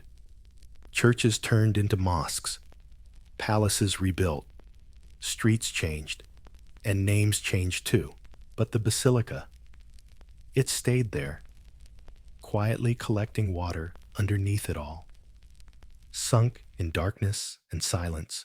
When the Ottomans conquered Constantinople in 1453, this system slipped from collective memory. The Ottoman architects had their own water systems. they rarely used the old Byzantine ones, seeing them as relics of a bygone era. So, the basilica system fell into oblivion, not destroyed, just forgotten. But like all buried wonders, it couldn't stay hidden forever. Stories started to spread. Locals in Istanbul's Sultanahmet district claimed they could draw water and even catch fish by lowering buckets into holes in the basement. Some spoke of strange echoes and voices from underground. Others swore their wine cellars stayed unusually cool, even in the scorching summer heat. Curiosity grew. It wasn't until 1545, nearly 1,000 years after it was built, that the system was officially rediscovered. A scholar named Petrus Gillius, researching the city's landscape, heard the local rumors and investigated, entering a private house. He lit his torch and stepped into the darkness. And there it was, a vast chamber echoing with water and stone, perfectly preserved underground. He described the space with awe, columns fading into darkness, fish gliding over still water, and faint ripples from above. His writings reintroduced the cistern to the world, and slowly, its legend revived. But even after rediscovery, the cistern stayed mostly forgotten. Locals sometimes used it as a water source or fishing spot, but it wasn't restored, lit up, or open to the public. For centuries, it remained a shadowy realm of whispers, the local rumors, and launched an investigation. Entering a private house, he lit a torch to pierce the darkness, and there it was, a vast, echoing chamber of water and stone, perfectly preserved underground. He described the space with awe, pillars vanishing into darkness, fish gliding over still waters, and occasional faint ripples from above. His writings reintroduced the cistern system to the world, and gradually its legend resurfaced. Yet, even after rediscovery, the cistern remained mostly forgotten. Locals sometimes used it as a water well or fishing spot, but it wasn't restored, lit up, or opened to the public. For centuries after, it stayed a realm of shadows and whispers. Only in the 20th century, with modern archaeology, tourism, and restoration, did the Basilica Cistern rise again as one of Istanbul's wonders. But during its long sleep, buried beneath, the Cisterna Basilica once again rose as a wonder of Istanbul. But after a long sleep, buried beneath a bustling city, it accumulated something precious mystery. And in that mystery, it became more than just a reservoir. It became a legend. Stepping into the basilica system is like stepping into a forgotten world, where time hangs in the air like fog and every sound gets swallowed by stone. The moment your foot hits the wooden walkway, you're surrounded by 336 marble columns, rising from the dark water like a forest carved by forgotten hands. Each column nearly 30 feet tall, holding up the vaulted brick ceiling like ancient giants propping up the earth itself. But here's the kicker. These columns weren't made for the cistern. They're recycled, stolen from abandoned temples, palaces, and forgotten ruins scattered across the empire. The craftsmanship of Romans, Greeks, and even pagans all converged underground, turning the cistern into a mosaic knot of colors, but of cultures. Some columns are smooth and plain, others are fancy, topped with Corinthian capitals, some chipped or oddly shaped, revealing their ancient, worn-out nature. like each column carries a forgotten story, detached from their origins, reborn to hold water instead of gods. The ceiling is made of brick and mortar, forming a silent network of arches. Architecture that's both practical and inspiring. The scale is almost spiritual. The air is cool, damp, and heavy with time. Light sparkles on the water's surface, reflecting columns and arches in a hypnotic dance. You can hear water dripping from the ceiling, a soft rhythm echoing off the stone, whispering to the cavern beneath the walkway. Carp lazily swim in the black water, descendants of fish brought here ages ago. They're the only living souls that have never left. There's a kind of reverence here, not religious exactly, but weighted by time. You're surrounded by columns, stolen from temples, raised by slave hands, forgotten by empires, and now carefully lit for modern eyes. The silence isn't forced. It's instinctual. Like even the cistern demands respect. This isn't just a ruin. It's a living memory of Roman grandeur, Byzantine pragmatism, Ottoman indifference, and modern marvels. These columns don't just hold up the ceiling. They hold history. They hold silence. They hold the space between ancient and now, asking for nothing but your attention, hidden away in the distant northwest corner of the cistern, behind shadowed columns and shimmering reflections, are two of the cistern's most mysterious and iconic features, the Medusa heads. These massive stone carvings serve as bases for two columns. Their origins are unclear, their purpose debated, and their expressions forever etched in stone. The first Medusa head lies tilted, holding up a column as if tossed there without a care. The second is even, stranger upside down, its snake hair dripping in the damp, face eerily calm. No plaques explain them. No inscriptions reveal their origin. They just are. Where did they come from? Most scholars think they were brought from an ancient Roman temple, maybe dedicated to the goddess Athena, and reused as convenient building materials, another example of Emperor Justinian recycling the past. But the fact that two identical mythological figures were chosen, both hidden away in a dark corner of the cistern, hints at something deeper than random reuse. In Greek myth, Medusa is a gorgon, a creature with snakes for hair and a gaze that turns people to stone.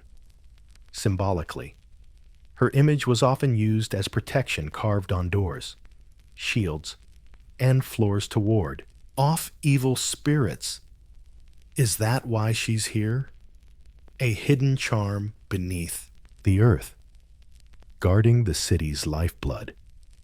Or something more political.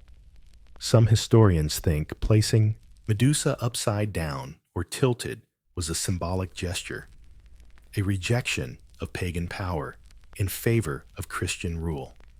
Like saying, underground, guarding the city's lifeblood, or maybe something a bit more political. Some historians think placing Medusa upside down or sideways was a symbolic move, a middle finger to pagan power to boost Christian rule. Like saying, the old gods, yeah, they're beneath us now, silent and powerless, but nothing set in stone. And that's exactly what makes them so powerful.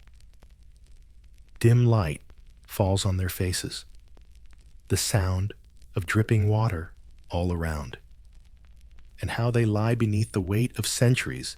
It all gives the vibe that they're watching, not just resting, malice, no anger, just simply existing. They're like a baffling echo in an otherwise orderly space. We come for the columns. We stay for the silence. But it's the Medusa heads quiet, weird, and sunk deep that haunt my mind long after I leave. The Basilica Cistern isn't just an architectural wonder. It's an experience that slows down your senses. Step inside, and the modern world blurs away. Your eyes adjust to the amber gloom. Your ears catch the echo of a single drop falling from the vaulted ceiling. And suddenly, you're not in Istanbul anymore. You're in a place where light, sound, and time move differently. The sounds here behave oddly. Footsteps don't echo like usual. They ripple, soft and slow, bouncing off wet stones. Conversations get chopped up, not out of politeness, but instinct. The weight of centuries presses down on you. Even the fish seem to swim quietly, like they're respecting the hush. Then there's the light. During the day, a few natural rays pour in from above. These faint beams cut through the darkness like headlights from another world.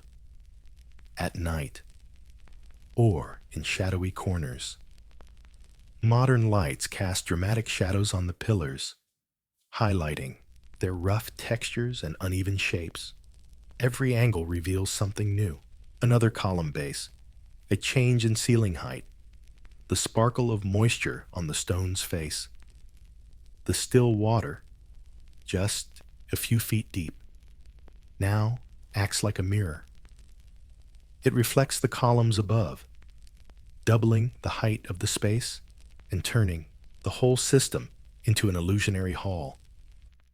Sometimes, it's hard to tell where the stone ends and its reflection begins. The surface occasionally breaks with gentle ripples from a fish or the drop of water, as if the cistern itself is breathing. Slow, calm, ancient. In modern times, artists and musicians have been drawn here to perform. The sound is unmatched, the haunting hum of a lone cello, a slow, surreal vocal. The cistern doesn't just echo, it holds on to sound like it holds water, long after it's made. But even without music, the space feels alive, not spooky, but full of awareness. Every dome feels like a portal. Every pillar is a guard. Every sound is a whisper from another era. The Basilica Cistern isn't just something to look at. It's something to feel. A sacred pause amid the city's noisy chaos. A place where darkness becomes a story and silence turns into a song. For centuries, the Basilica Cistern existed on the fringe. Oasis, practical space built for survival, then forgotten, then rediscovered. But in modern times, it has become something else entirely, a symbol of Istanbul's layered identity. A mix of empire and myth, water and stone, east and west. Serious restoration efforts kicked off in the 1980s as interest in preserving Istanbul's ancient wonders grew.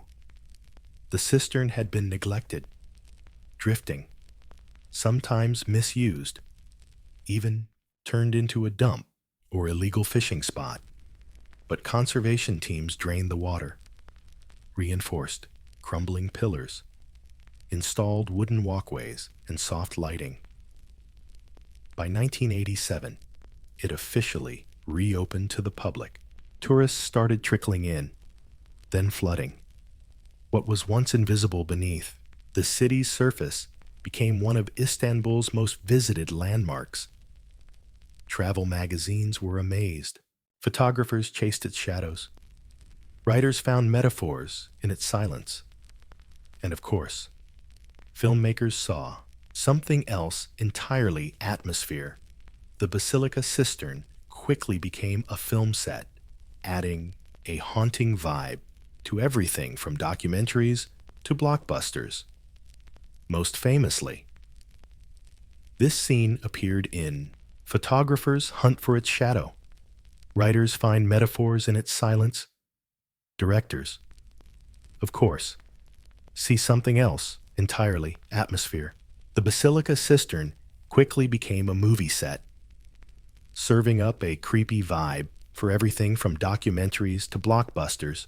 Most famously, it showed up in the 1963 James Bond flick From Russia with Love, where 007 cruises a tiny boat between the pillars below Istanbul. More recently, it popped up in 2016's Inferno, adapted from Dan Brown's thriller, turning the ancient water reservoir into a modern suspense stage. But the Basilica Cistern isn't just a film backdrop. It's a mirror reflecting Istanbul itself, a city constantly built atop its own past, a church beneath a mosque, palaces beside skyscrapers, a city built and rebuilt on top of its own past, a church beneath a mosque, a palace beside skyscrapers, history right under your feet. The Basilica Cistern reminds us that even under daily life, the ruins of great civilizations are still there, patiently hiding just below the surface. The shift from a mere utility to a symbol is part of its power. It's no longer fit for emperors, but it still matters to locals, tourists, and artists alike. It connects the present with the past without a single word or ritual. A place once built in secrecy now whispers its name to the whole world. It's no longer just a system. It's a gateway to mystery, memory, and the invisible heart of a city that refuses to be forgotten. Walking around the Basilica Cistern today, it's easy to forget how fragile it once was and how close it came to vanishing completely. This place has no fancy entrance or towering facade. It was never meant to dazzle. It was meant to disappear. Yet, here it is, surviving through earthquakes, invasions, neglect, and the relentless ravages of time. But survival isn't magic. This system was kept alive thanks to a silent crew of guardians, not emperors or generals, but engineers, scholars, and curious locals who refused to let it fade away. During the Ottoman era, it was unofficially maintained by people accessing it through water wells and vendors. They might not have known its full scale, but they appreciated what it gave them: cool, clean water, and maybe a dash of mystery right under their homes. In the 19th and 20th centuries, scholars like Petrus Gilius and Turkish archaeologists started taking it seriously. They mapped the stone columns, traced marble origins, and began asking questions that turned this hidden space into a fascinating subject. Their quiet dedication was the first step toward restoration. And in modern times, caretakers, guides, and conservators became its protectors, maintaining the structure, balancing humidity, controlling algae, and making sure visitors safely stroll the hanging walkways. The still water needs managing. The columns need watching. Even light has to be delicately balanced. Too much kills the vibe. Too little, and the past sinks into darkness. Storytellers also guard this place. They share its history, turning silence into meaning. Every guide, every documentary, every visitor who quietly pauses at Medusa's head becomes a keeper of the cistern. And let's not forget the locals, the Istanbul residents raised on tales of fish in the basement wells, of dark stone rooms beneath the city. For them, the Basilica Cistern isn't just a tourist spot. It's a neighbor. A legend they've always known lies just below the surface.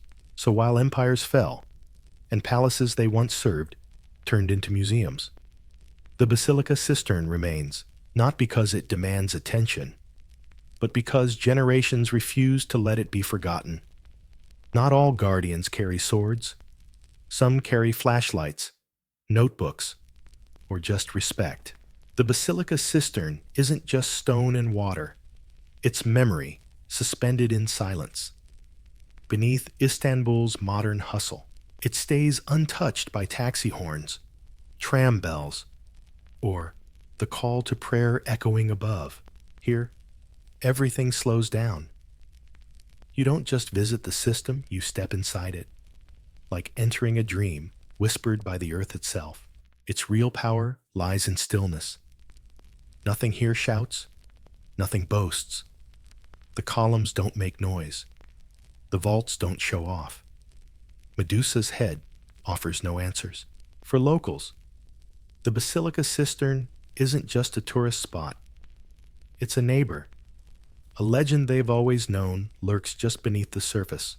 So while empires fell and the palaces they served turned into museums, the basilica cistern kept going strong, not because it demanded attention, but because generations refused to forget it. Not all guards carried swords. Some had flashlights, notebooks, or just respect. The basilica cistern isn't just stone and water. It's memory, hanging suspended in silence. Beneath Istanbul's modern hustle, it stays untouched by taxi horns, tram bells, or prayers echoing from above. Here, everything slows down. You don't just visit the system, you step inside it. Like walking into a dream whispered by the earth itself.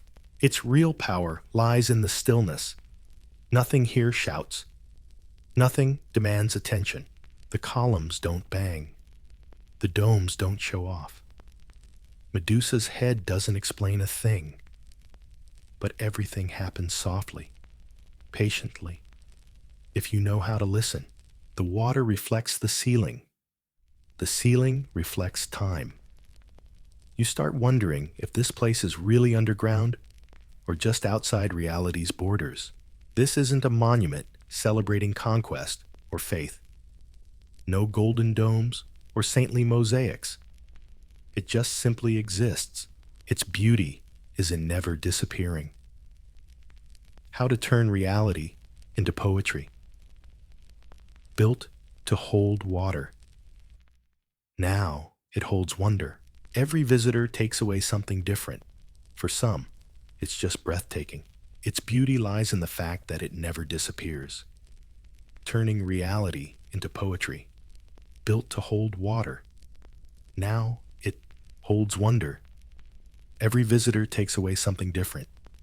For some, it's mind-blowing that such an ancient structure still stands intact.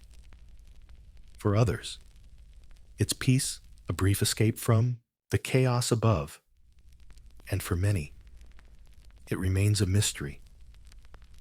Why is Medusa's head placed that way? Who carved those columns? How many forgotten hands quietly toiled to build a place that still exists today? When the tour ends and you climb the stairs back into daylight, the enchantment isn't quite gone yet. You step out into the noise of cars and footsteps, into the sunshine and the smell of roasted chestnuts. But a part of you stays behind. A part of you still hears the drip of water, still sees golden light sparkling on ancient stone. The basilica cistern isn't just a relic. It's a reminder that beneath every empire, every city, every story, something deeper, older, waits in the shadows. They say still waters run deep. And in the heart of Istanbul, they echo forever.